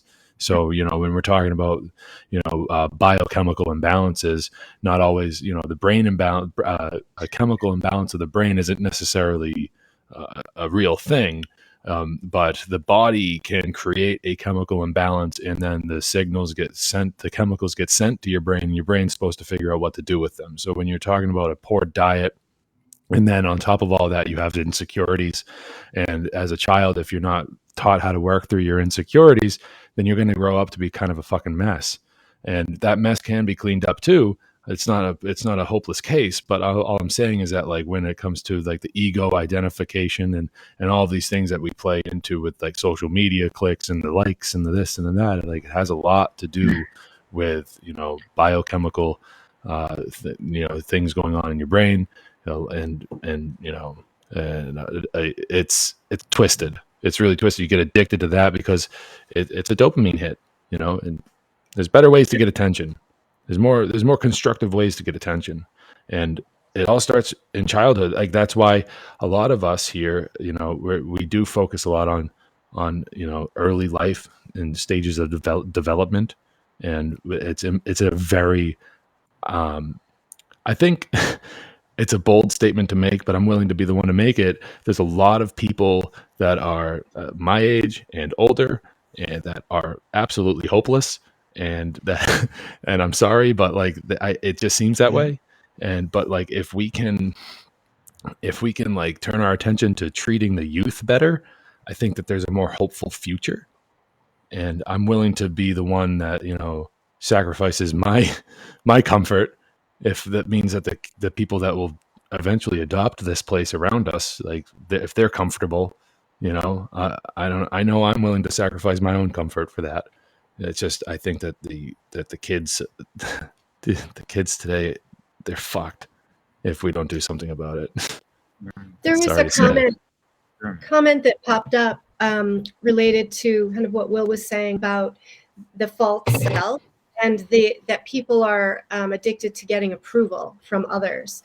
And a lot of this dopamine hits and addiction on social media is about that. It's about getting likes. It's about getting validation, acknowledgement, attention. And it creates the false self. And it really is about people children who weren't allowed to find themselves, to be their true self. And it's being masked by this false social self. And, Michael Desarian talks about evil, the definition of evil being about self-murder, right? And ultimately, if we are murdering ourselves to fit into an external, image or wear a mask, that is based on an external, someone else's gain, right? Then we are losing ourselves, we're murdering ourselves, and therefore we're succumbing to evil. So the solution is really about finding our true self, right? Yeah. Not the straw man, right? Because like we're born into this false self already with the straw man under Black's law, Admiral law, and all that stuff. And then we're conditioned when we grow up and stuff, and all the media is really focusing on and appealing towards those lower values, lower vibratory things, and that lower sense, base level consciousness, minutia a good amount, and people have been hooked on it for so long. And Terence McKenna has like 1,000 quotes on like just how TV is a drug, and it just keeps people in like a larval state, with the alpha waves pumping in and all this stuff. Like, again, like how can we reverse engineer that stuff? I don't know who said it earlier, but that makes a lot of sense on a lot of things. And like this is what they've done in a sense, because they lack imagination, and stealing from the MAGA nation, right? Since before antiquity and all this stuff is just a lot of plagiarism and quote unquote trying to reinvent the wheel and all this stuff. They ain't the true innovators, and we could take what the hell they've done and screwed up and just either scrap it or build something way better on top of that, and just appeal towards people's higher senses and find those ways to generate that true sense of care, right? That lost principle. How can we plant Easter eggs for them to find that lost principle, right? Sense, Derek, right behind you, I see what I call the shitty. Right. I grew up in the shitty. I grew up in East San Jose, kind of a bad neighborhood. Oh, wow. And one thing I've realized over and over in life: when you get out to the beach, when you get out to the wilderness, when you get out in the woods, you're able to connect to what I call the source. And nature, is really one of those ways that we can connect with people. There's a lot of people that enjoy nature and get out in nature. One of the biggest addictions that I think is causing a huge problem is the addiction to Netflix and television and all these screens, right? We need to encourage people to get outdoors. And what you're talking about with the higher self and the higher vibration, the reason I keep harping on kicking the same can about our physical self and taking care of the self-care of our own body, and because then we can get ourselves to that point where we can be living at a higher vibration, and we can actually get out to the source and receive those vibrations and come to these higher realizations. Because it's awesome to study books and to understand deeper knowledge, but that same knowledge can be gained inside of the self and in nature. Nature's what I always call it's the living Bible. And to me, all the allegories and examples of nature teach us how to be. And I see that as one of the main ways to relate to the source. And that I would recommend that's the best way to wean yourself off of a lot of these, whether it's food addiction or television addiction. The biggest propaganda is coming through these screens. And when we can get people outdoors, maybe they can raise those vibrations. Chris, real quick, just to tail off what you said, Bible. I wrote this in my notes. Like when the occult needs a fresh reformation, that includes the exoteric world as well. And like the Bible, well, that's something that people, have all their heartstrings pulled to. Some of these people with, whatever religious fervor tied to it, or whenever, we're not going to Bible bash anything, but, like, what about making like a natural law Bible? Brandon Spencer, Lex Naturalis. Been dying to see that, man. There's so much stuff going on, and you keep pumping out more stuff, and we did one too. That was cool. But who's down to chip in and do something like that? I mean, like, there's a lot of hands that can weave so many beautiful tapestries, and that's what I love about networking with all these beautiful souls. And on Facebook, there's also a group that I'm kind of helping manage, which is called Content Creators Collective, and it's just helping people out. Like, hey, do you need some help, making thumbnails like today, or that kind of stuff? David Greenberg, I think, which is, you guys are familiar with him as well. And Corey Andrelad, that keeps pumping out stuff like a machine. Like, I've been really impressed Yeah. with a lot of people's approach and like stepping it the fuck up. So yeah, hats off to y'all, and keep on keeping on with that great work, y'all. You know, Chris, what you were saying about going out to nature, like it, dude, like that kind of reminds us what we're kind of here to really enjoy. You know, like what we're really here to like fight for is that is the planet. Like, look around, you know what I mean? Like, I live close to Mount Washington, which is the White Mountains up here in New England. And man, going up to the summit of Mount Washington and looking out, oh my god, it's so fucking beautiful. It's like I have pictures. My kids just climbed a mountain the other day, like, and they're just sitting there on a big rock, and my daughter is stuffing her face full of grapes and strawberries, and my son's like just doing goofy stuff, and they're on top of a mountain, and they're just having a blast. It's like, oh wow, yeah, getting out to nature, man. Like that is truly like the enjoyable stuff, and take your shoes off, get ground, take your shoes off, make skin contact to the ground, like that electromagnetism, like magnetic current and all that stuff, like you sync up with the earth. It's really it's relaxing, it's enjoyable, and people need to do that more for sure, dude. Turn the damn TVs off. Enjoy it every now and then. I'm not ever going to tell anybody not to, you know what I mean? I know I like to enjoy a nice movie, or I'm into like the Game of Thrones, series and stuff. So, yeah, whatever, but don't become a couch potato, right? I would like to add something a little bit more difficult when it comes to care. How do we deal with secondary psychopathy or even primary psychopathy, right? Because these are people who literally have broken parts of their biology, either born that way or conditioned to be that way.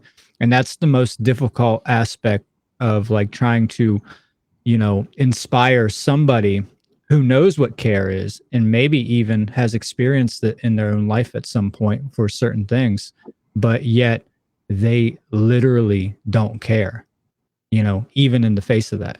They ignore it completely, even if it does come to the surface in their own body. They look at it as the enemy of themselves because it makes them vulnerable. It makes them weak. And what we're facing here is a social Darwinianistic ideology of survival of the most ruthless. So becoming a psychopath is the idea of being the most ruthless. And this is why we have an issue with care, because everybody wants to be the most ruthless in society. Everybody wants to claim to be the most high. They want to be God at some level. They might not go out and preach that themselves, but that's ultimately one of the ego, issues that we do have. That's part of society, and for me, I think it's going to take, from my point of view, it's going to take a lot of rehabilitation. I liked what a lot of you guys brought to the table. So for the average person, obviously getting to the level of inspiring them, that's a great thing. I've done that myself. That's all you can do. You can't force somebody to care. You can only hope to spark that within themselves. But when it comes to the real difficult people who are psychopaths, who have psychopathologies going on, that's not going to work, and you need to have something for that. You need to have some type of backup plan for that. And that's more advanced. And it's going to take a lot of, understanding of human psychology. And that's why I promote the occult, because we already had answers to these things thousands of years ago. We've had these answers at our fingertips. It's like what Chris was saying, it's within ourselves and we can understand these things. It's within nature. There's a solution for these things, but whether we're willing to face those solutions or not is a completely different thing. And then whether we're willing to apply those is another topic. It's a separate thing from that. So I think self-respect and understanding your self-value definitely can help with the normal people, right? Who don't have deep psychopathy going on. I think that taking a look at yourself again and dealing with the chaotic emotions that are going on within your body and going through it and understanding that your negative emotions are there to teach you a lesson. They're there to teach you something, you need to recognize what it's trying to teach you and learn from that, and to understand that you're not perfect and that you're always going to kind of have turmoils that arise, that you're going to have negative emotions about. Things are going to happen. It could be just an accident in your life. Something can happen, and it might not even be due to slavery. And you're just going to have to learn to deal with negative emotions. We cannot ignore the negative, or we ensure that we get more of it. That's the thing. And that's the negative part I wanted to bring up here, is that psychopathy and psychopathologies, those are a lot more difficult to approach with these ideas. And I feel that true rehabilitation and true therapy and techniques, maybe even modern techniques that we haven't even discovered yet, can really help with those things, especially when we get our diet in order, especially when we start to take control of our minds and our sovereignty again. But it's like, what are you going to do when those people refuse? What do you do when they refuse and they want to stay in that condition? I mean, I think back to the movie They Live, right? And there's the point where, right, he forces the glasses onto his best friend. He forces those glasses on. And sometimes you have to do that to certain people. Some people have to be told the hard truth. My best friends always told me the hard truth, whether I wanted to hear it or not. I'd rather tell somebody the truth and make them cry than tell them a lie and make them smile. That's the thing. And these are the hard truths. These are the hard things that people don't want to deal with, is that the truth is that we have a world filled with psychopathology, and it's going to be hard to deal with those things. It's not going to be as easy as just saying, hey, I'm going to lead by example, because a lot of these people don't care that you lead by example. It doesn't matter to them. Right. They have all kinds of examples of great people. Look at how many great philosophers we've had at our fingertips for thousands of years that have been leading by examples. And what have we got? We have a world filled with slavery. Look at all these people. I mean, seriously, we got to open our eyes and be realistic about what's going on.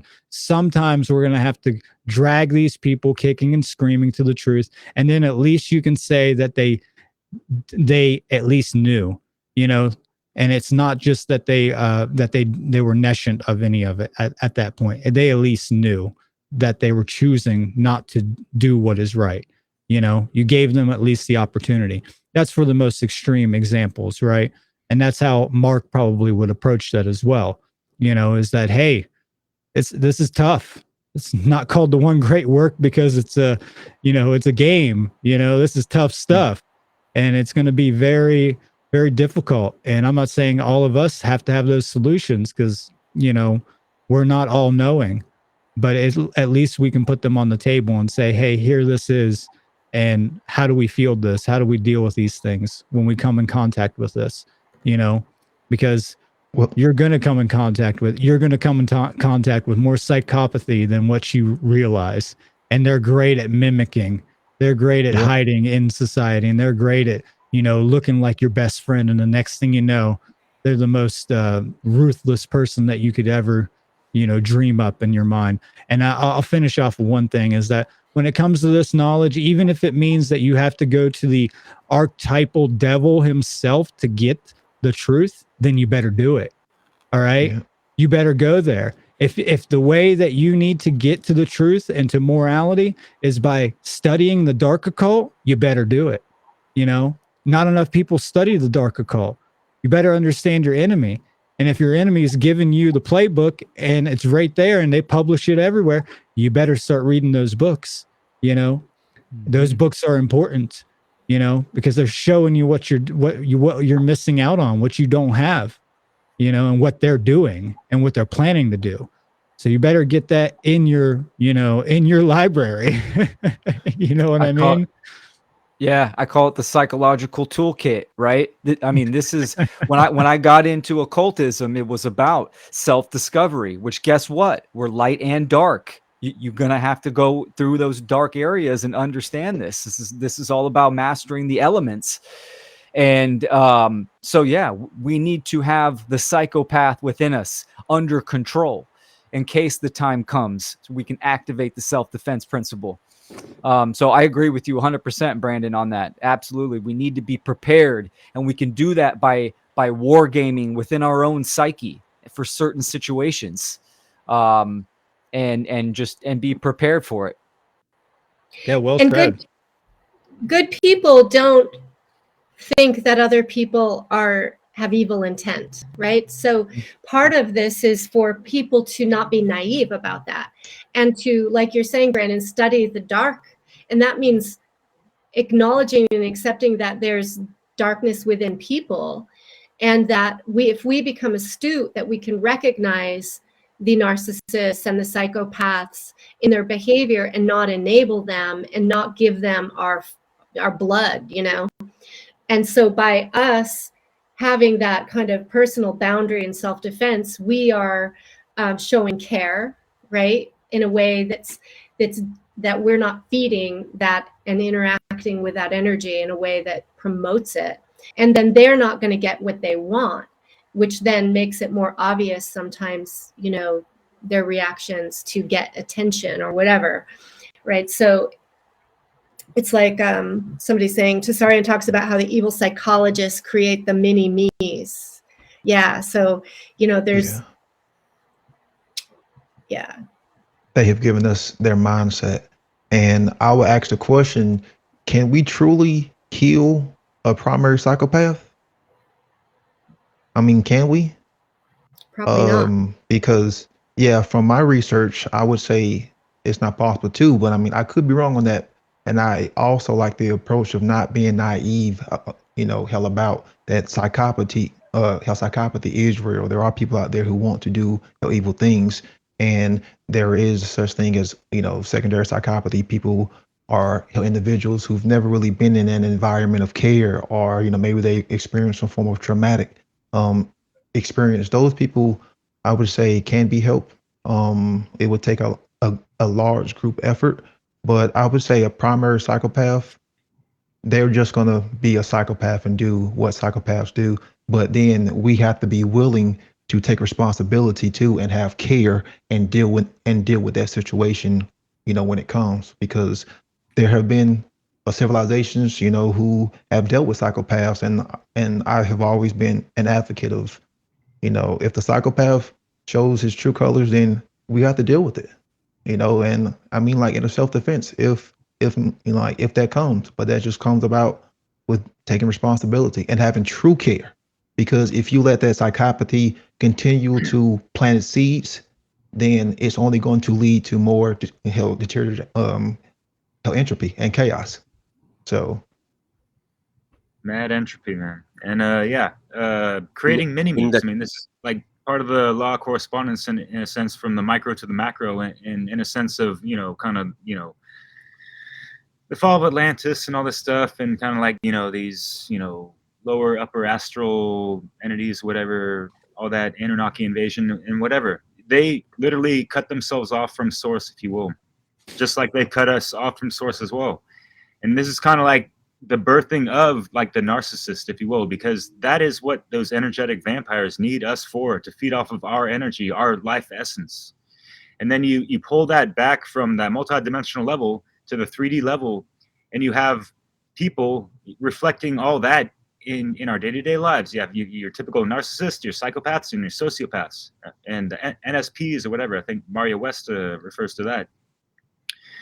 But like, is there any, capacity for redemption in these, like, they're kind of like a black hole, because they need to keep, sucking the life force of from an external source other than themselves, or, something a little bit more healthier, or something more holistic, or, that causes the least amount of harm, aligned to natural law, the best of our abilities in this 3D reality. That's kind of a fallen time matrix, right?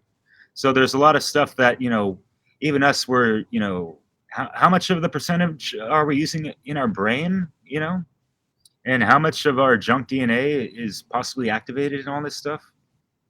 So yeah, it's all about encouraging people to kind of see beyond all these head cages that are out there.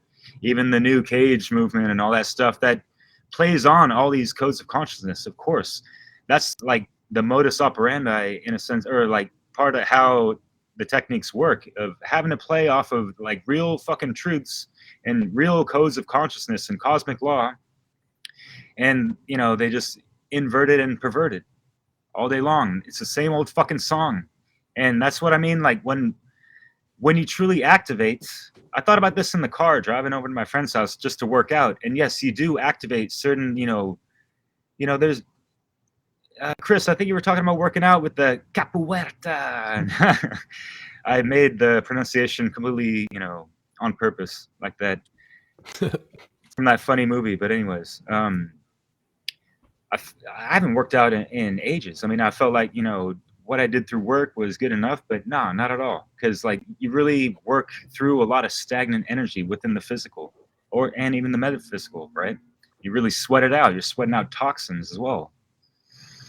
But yeah. So I was thinking about this song, who is actually marching to the own rhythm of their beats? Are they really mastering that rhythm? And something clicked within, the three expressions of consciousness tied to the trivium and all that stuff, the heart, mind, guts. And think about, like that true, the lost principle is activated. You found something that you're passionate about and you have compassion for and all that stuff. And I hope it's yourself first and foremost, right? And that's that inner mind that creates the care to get the upper mind, thinking about and composing their own concerto or their own song. They're going to be their own master of their own ceremony, right? If they want to march to their own beat of their drum and, have a good pep in their step and, maneuvering through this matrix as unscathed as possible, It's a fucking shit show out there, and, the whole world's a circus, right? And, we ain't trying to get caught out to be the clown.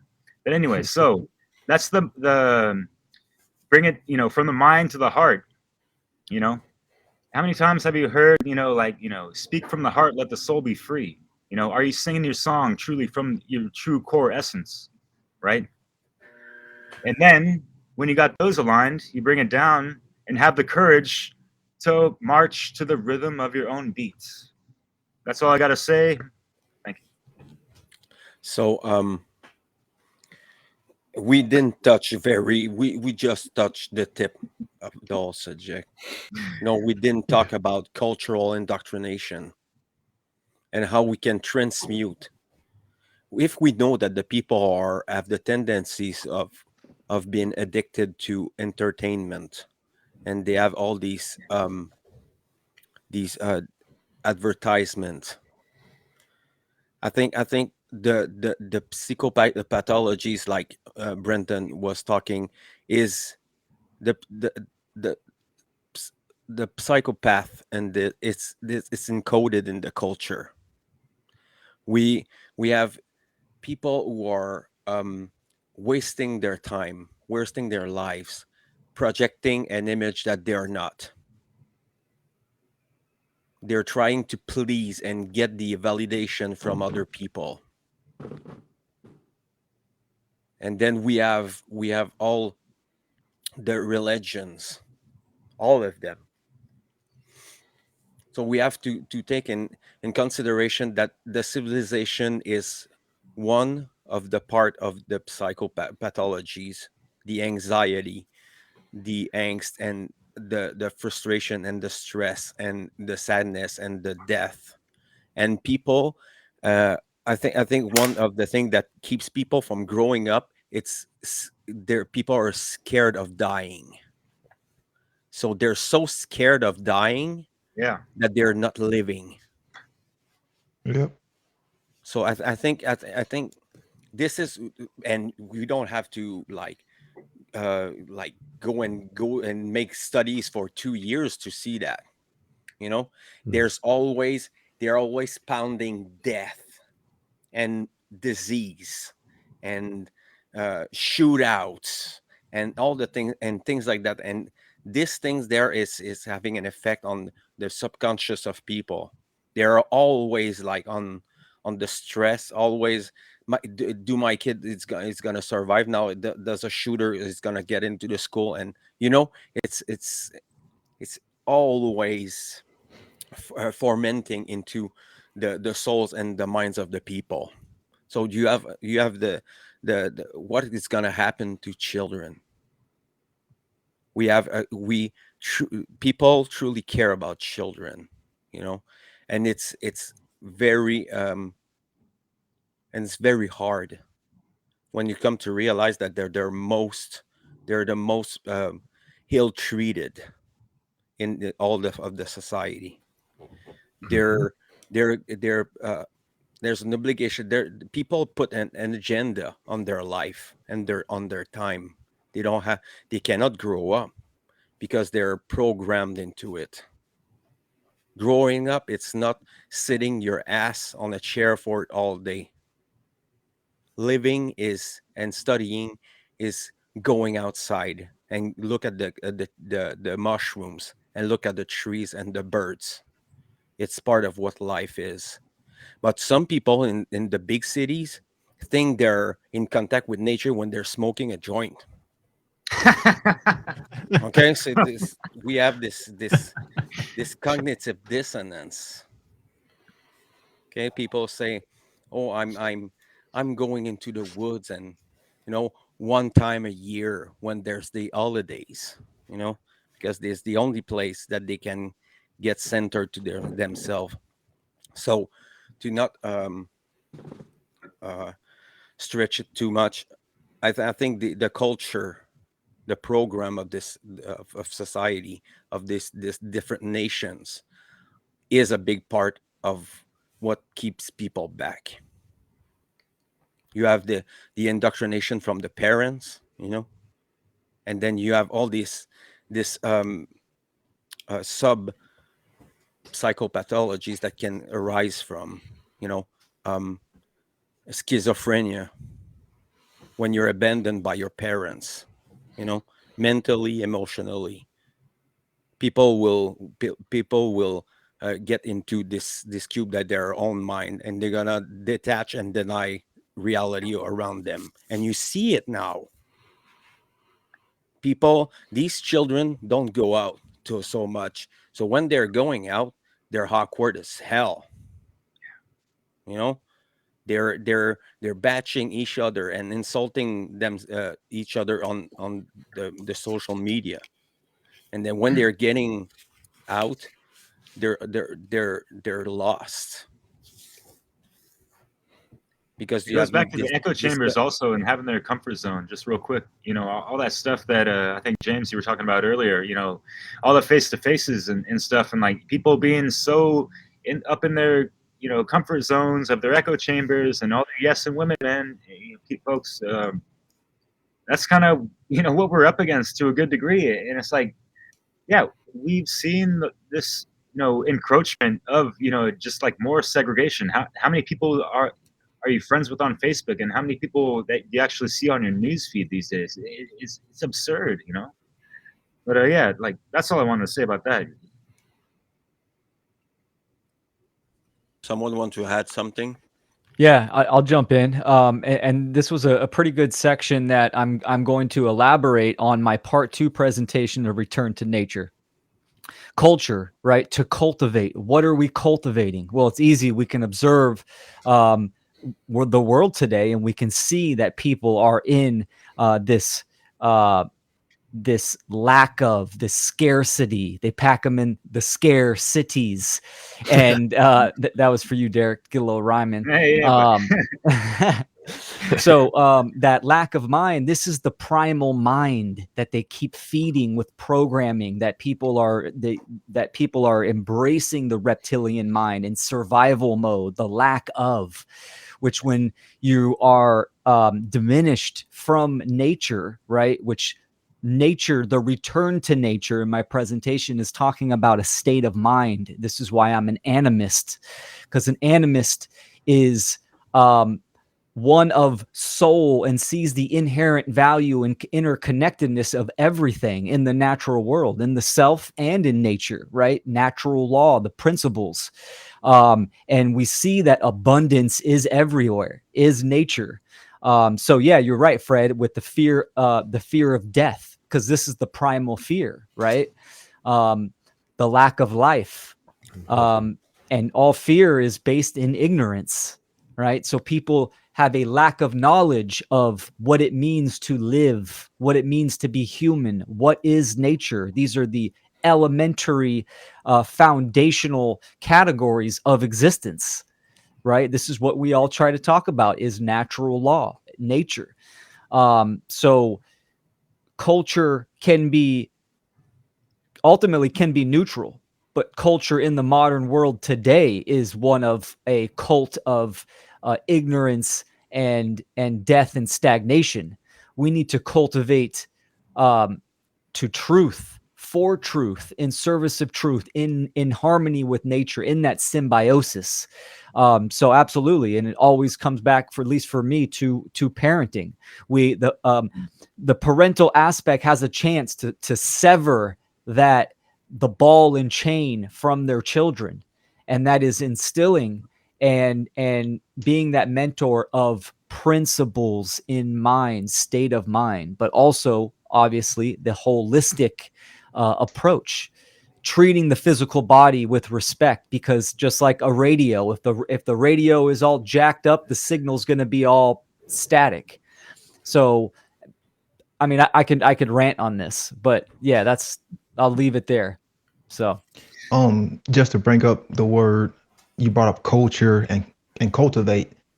I know culture gets a lot of bad rap, but these words are just neutral. They really just mean to plant seeds. To cultivate something means you're planting seeds. So what seeds are we planting? And like the great Jordan Maxwell always said, by their fruits you shall know them. So look at the fruits of everything that has, happened, and then you will know what seeds have been planted. They have given us their psychopathic minds, so I'll end it on that. Yeah, that term of like them giving us their psychopathic minds, that brings to mind the what's the mushroom guy? What's his name? Terrence McKenna. Terrence McKenna gave that speech about, authority. To think for yourself, you must question authority. That throughout human history, it's been the educational, the judicial, these authorities that have imprinted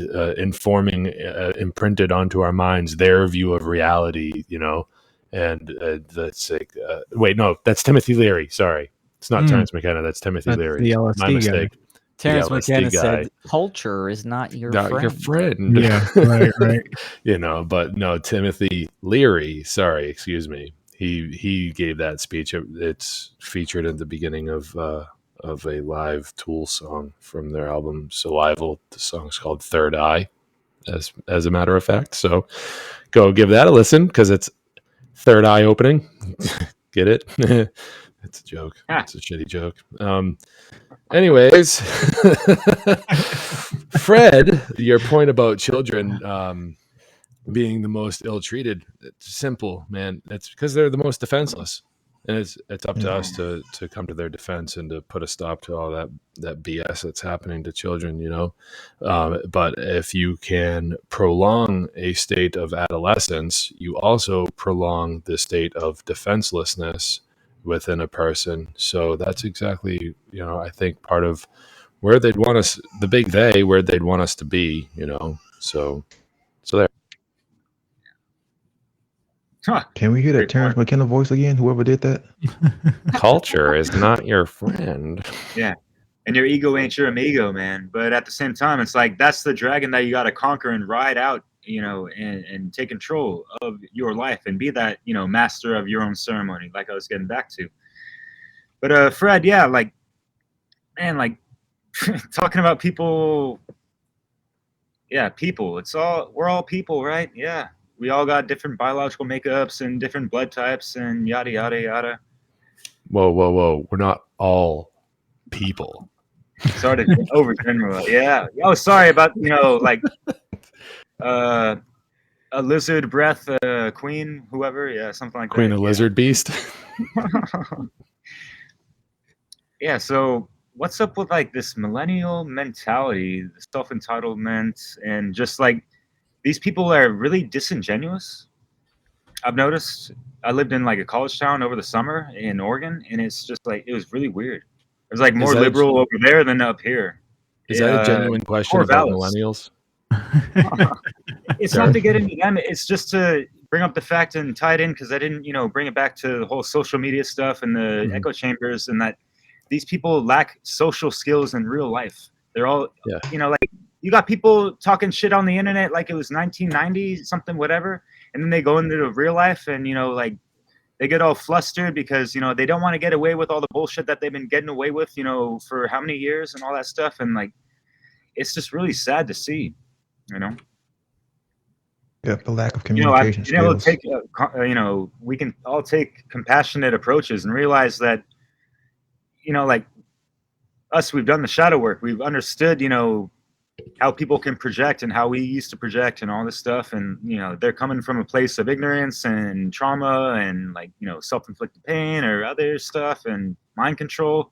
It's a clusterfuck that we can kind of ask them questions, from a place of care, and then, show any kind of mirror towards any of those angles that could, spark some kind of care within themselves to make them love themselves any more. And then they fall into rabbit holes and because they look under health or something like that. And like, whoa, there's like energy healing and this and that. And yeah, they might fall into some new age trappings and this and that, but sometimes these are just parts of the rites of initiation, especially if you're doing it by yourself and all that stuff. But yeah, there's a lot of people like tourists, like we have spiritual tourists, that maybe do the yoga once a week or this and that, or they might look up, a certain documentary or something like that, a couple times, this and that, and they do not understand, like as within, without. First of all, the inner and outer work within that, but it's a daily operation,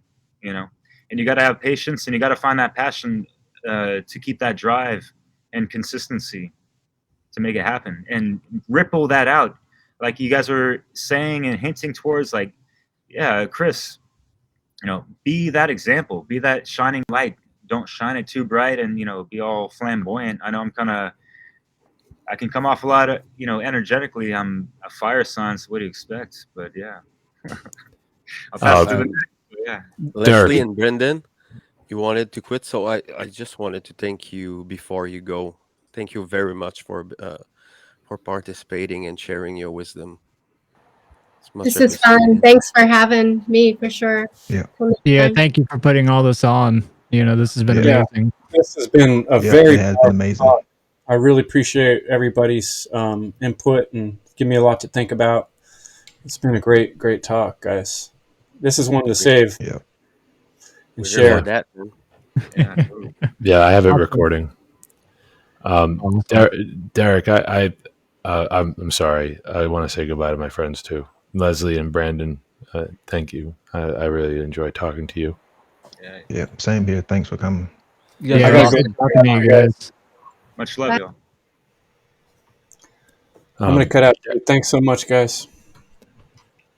You're All right, welcome. brother. Yeah. Hey, Bye, good Chris. evening. Good to see you, man. Good night. Mm-hmm. Appreciate it, Awesome. Chris. Keep up the good work. Thanks, Greg, for having us. Yeah, take care, y'all. My pleasure, man. You come back whenever you want. No problem.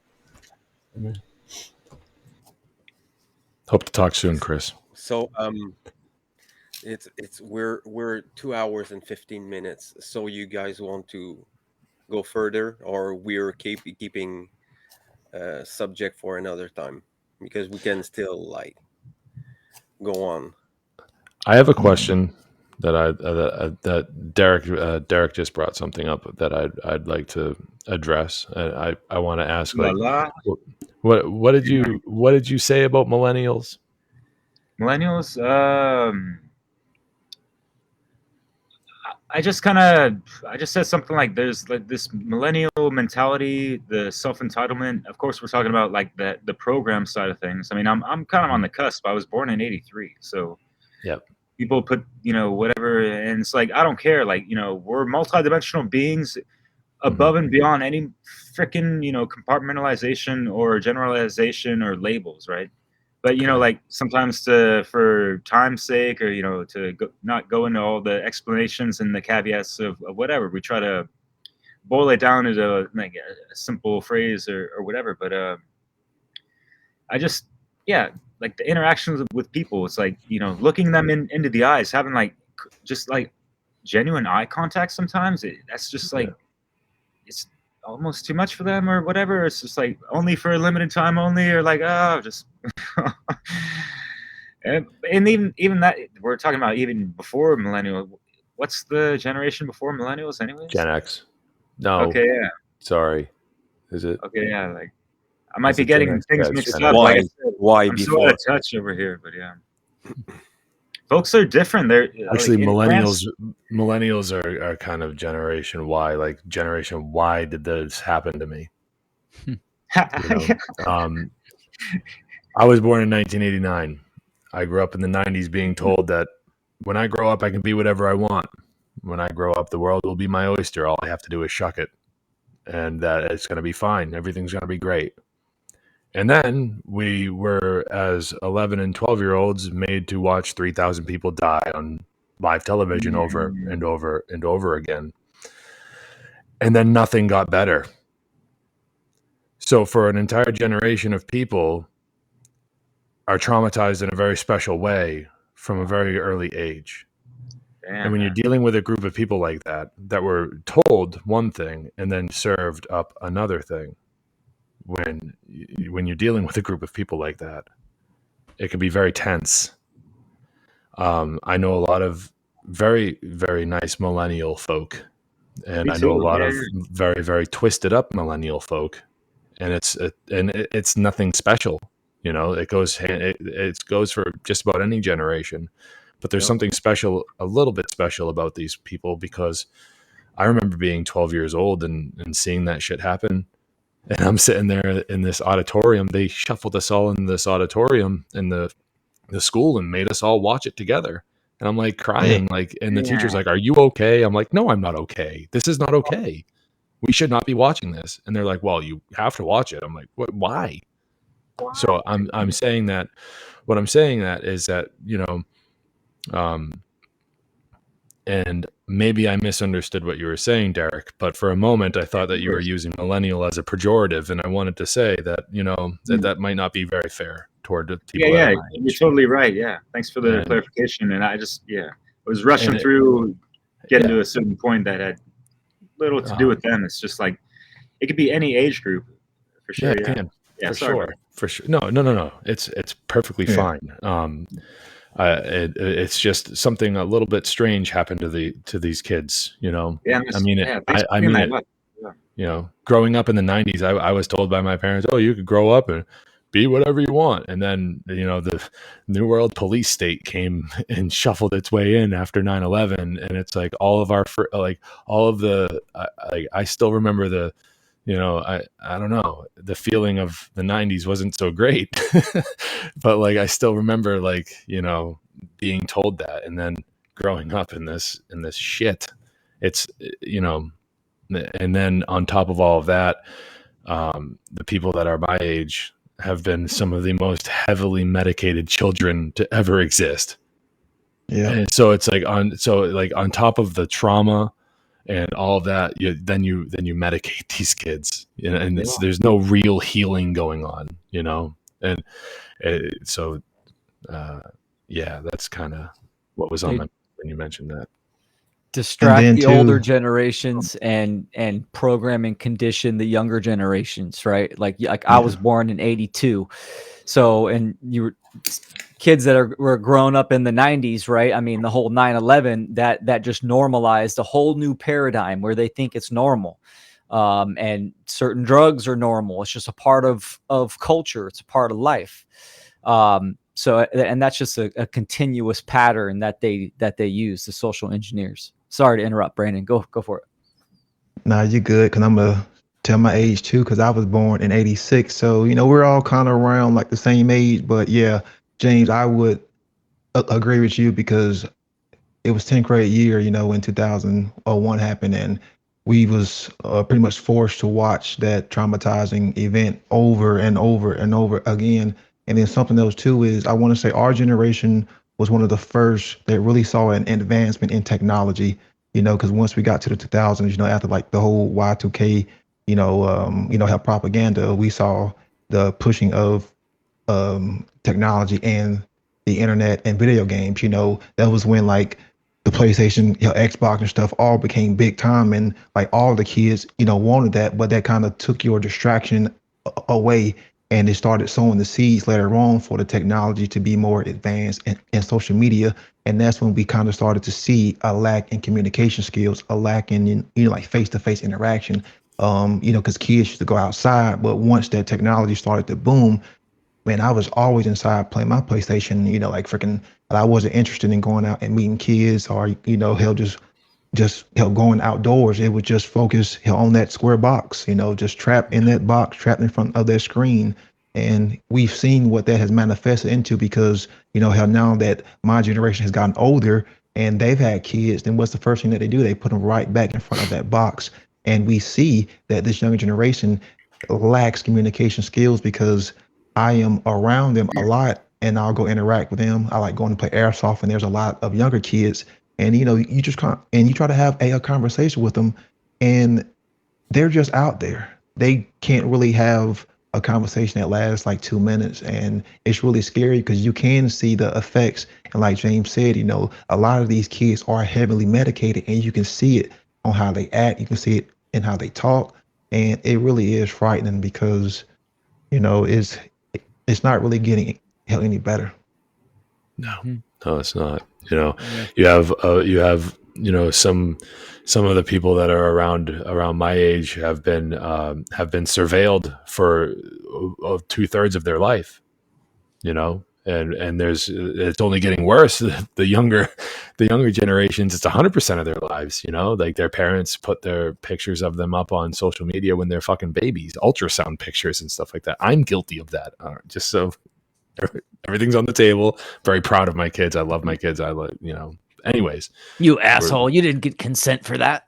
Oh, God damn it. Fuck. I'll just be like, Jameson, sign this form. What? But the point is that we're being surveilled all the time.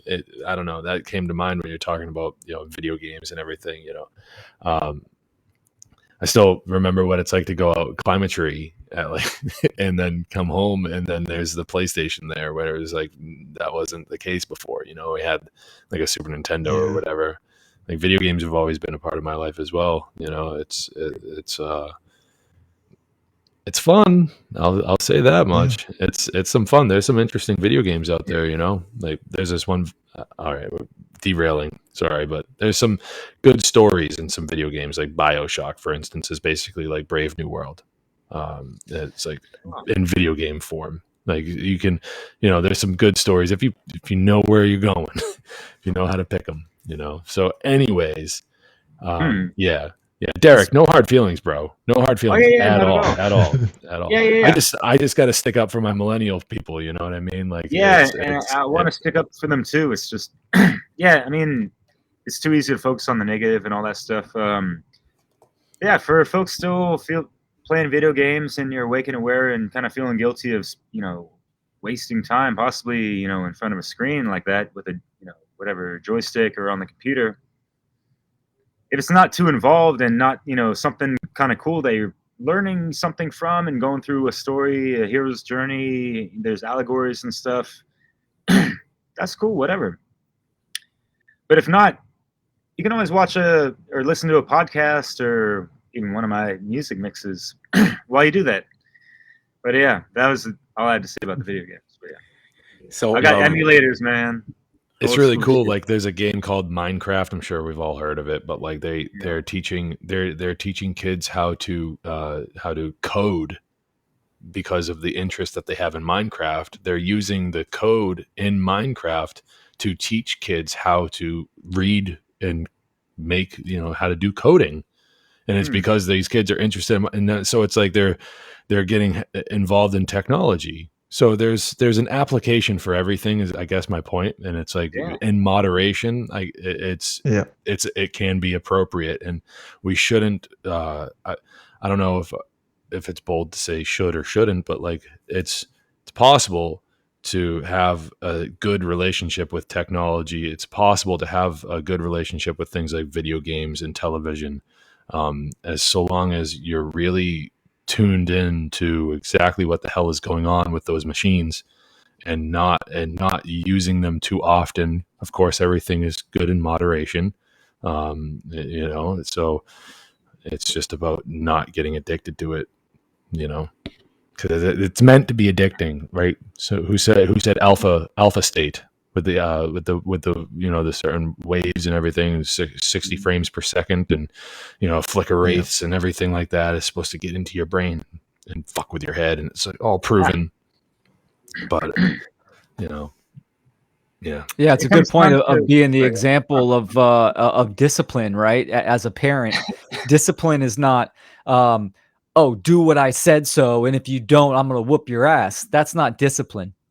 Discipline is I make my bed every morning, and your child can see this. You're setting the example of positive learned behavior, right? I'm disciplined in my diet.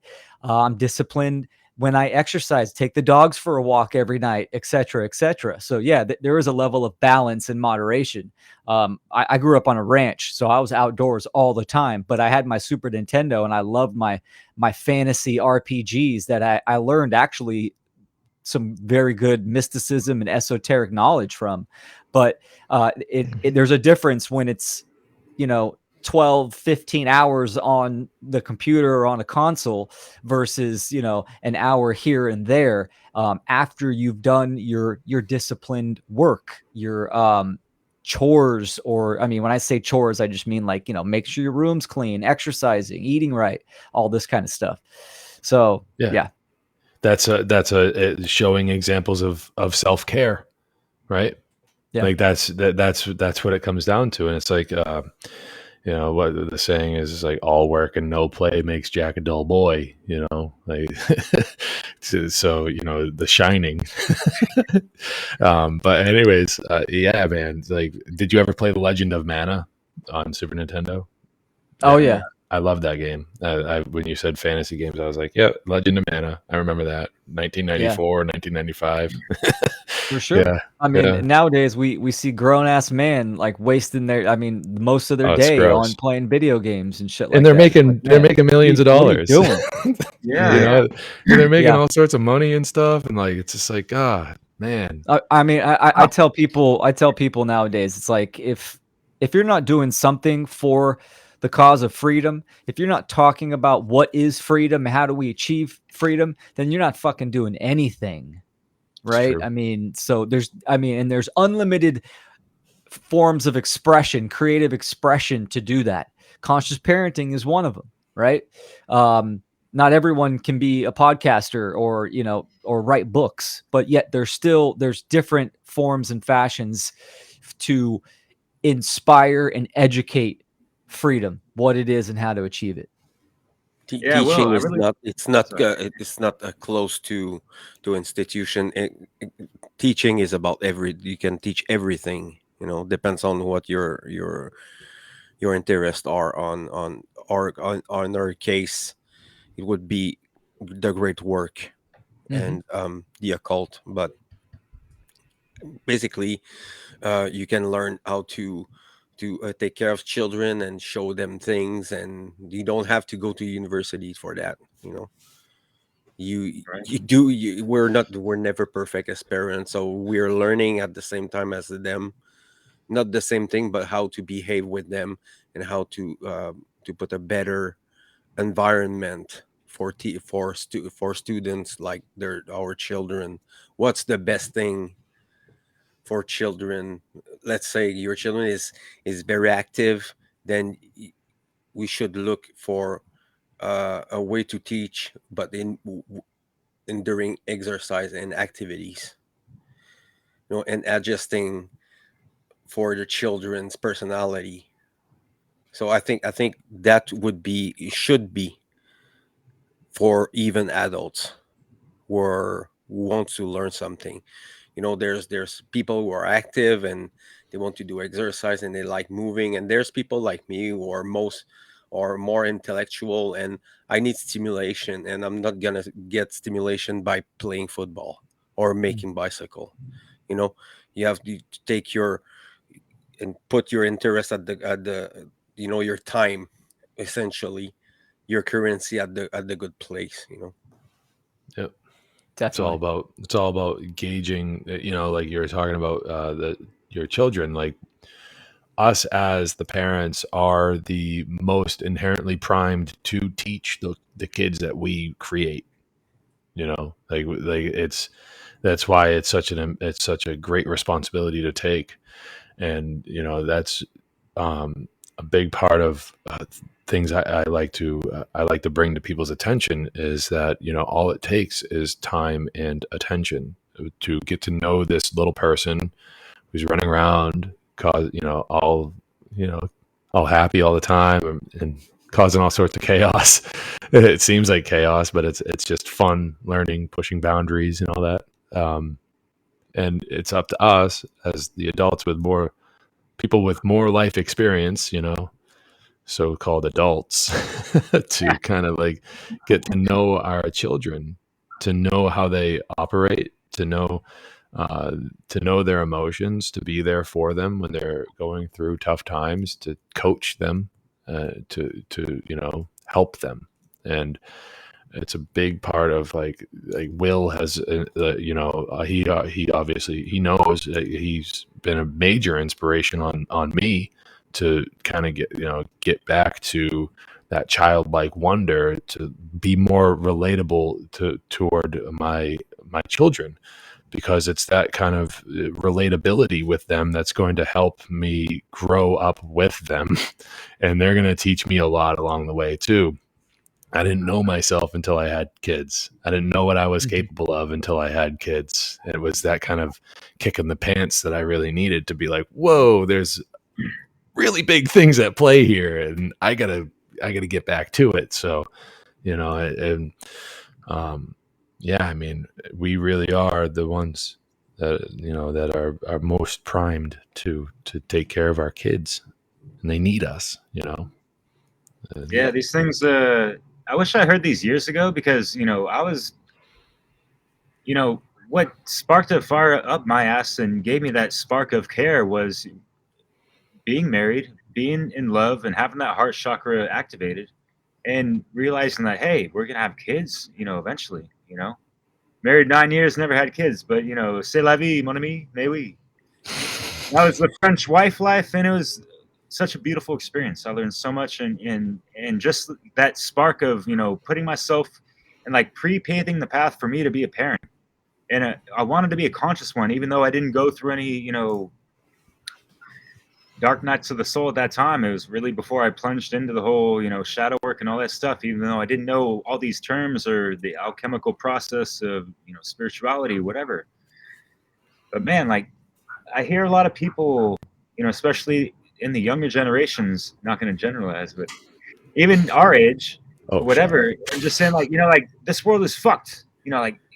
We're overpopulated or blah fucking blah. Not understanding, all the, scarcity-based mind control tactics and all the other, minutia, right?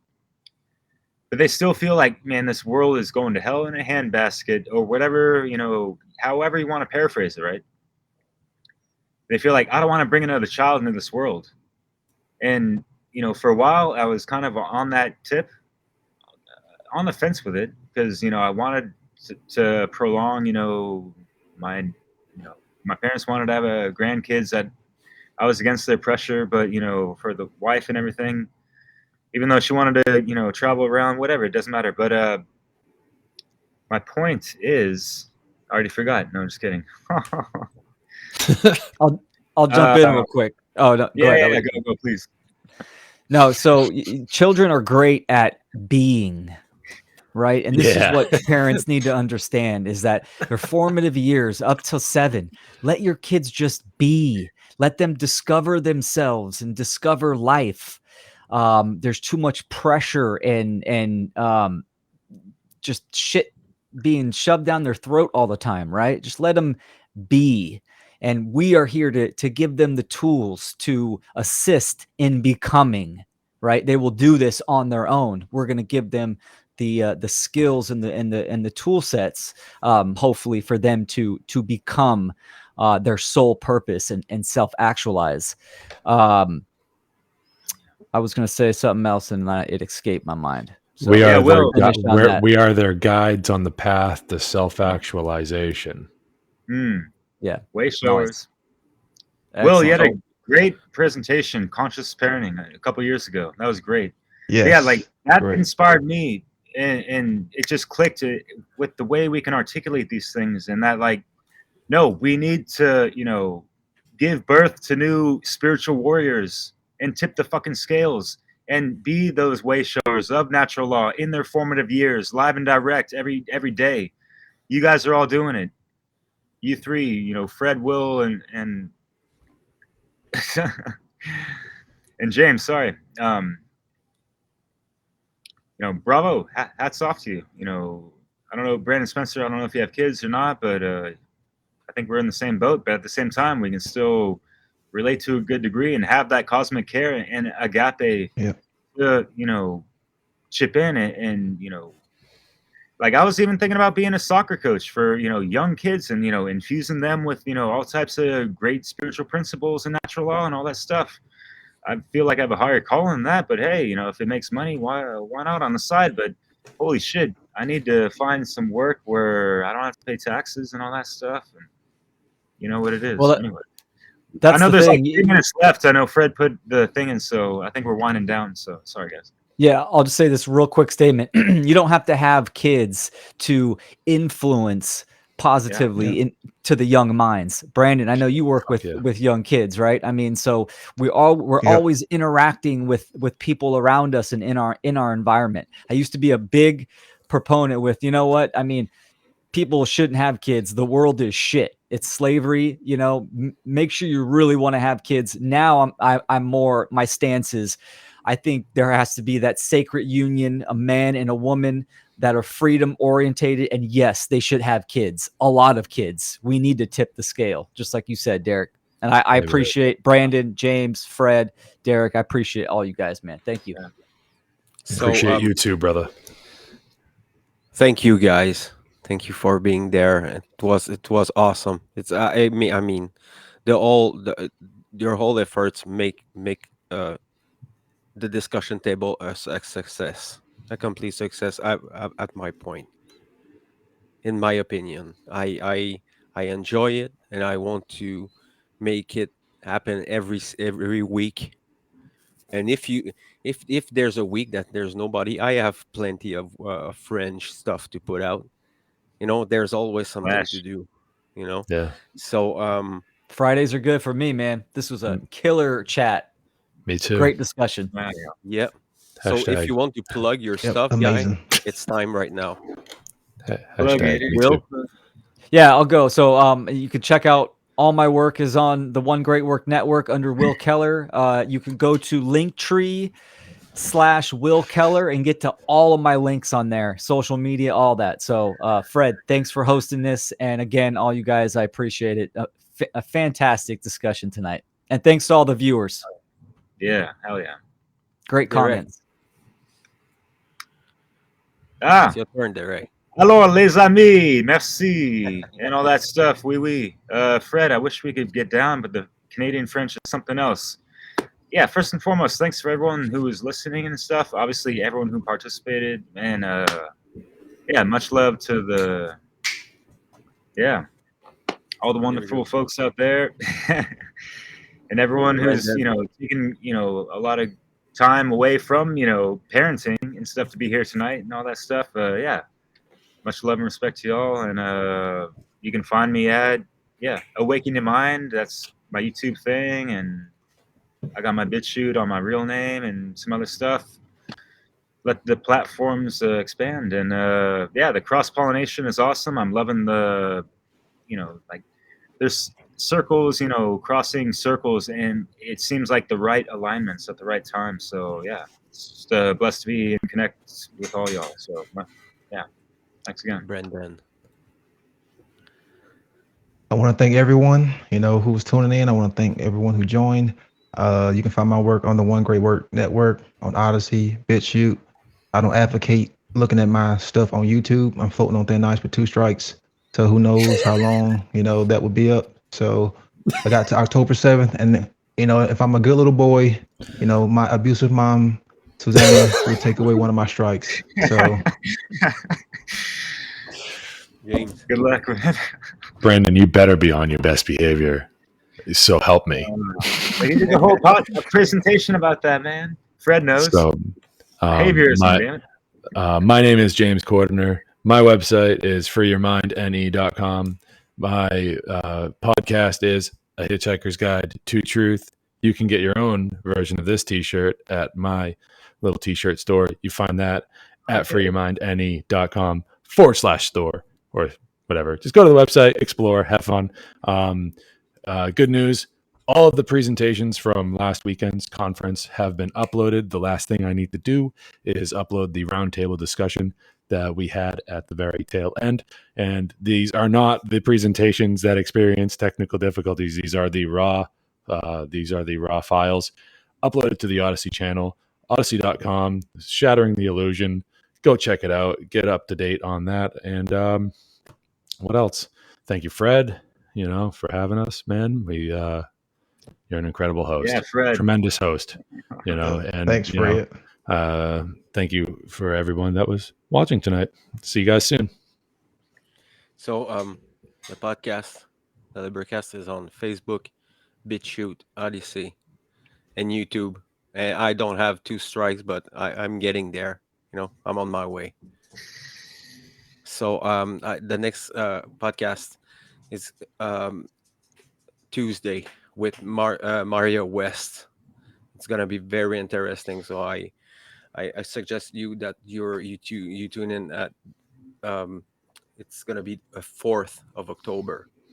So be there. And next Friday, discussion table, same place, same hour. So have a good night, everyone, and thank you for being there. I think there's 2 more. I see 2 people. Yeah, damn. You guys, I have like respect for you. You stick up for like 2 hours and 43 minutes. Yeah, wow. Here we go. Thank you. So That's have a child's good night, play. everyone. Bonne nuit, les amis. Right. 10 hours.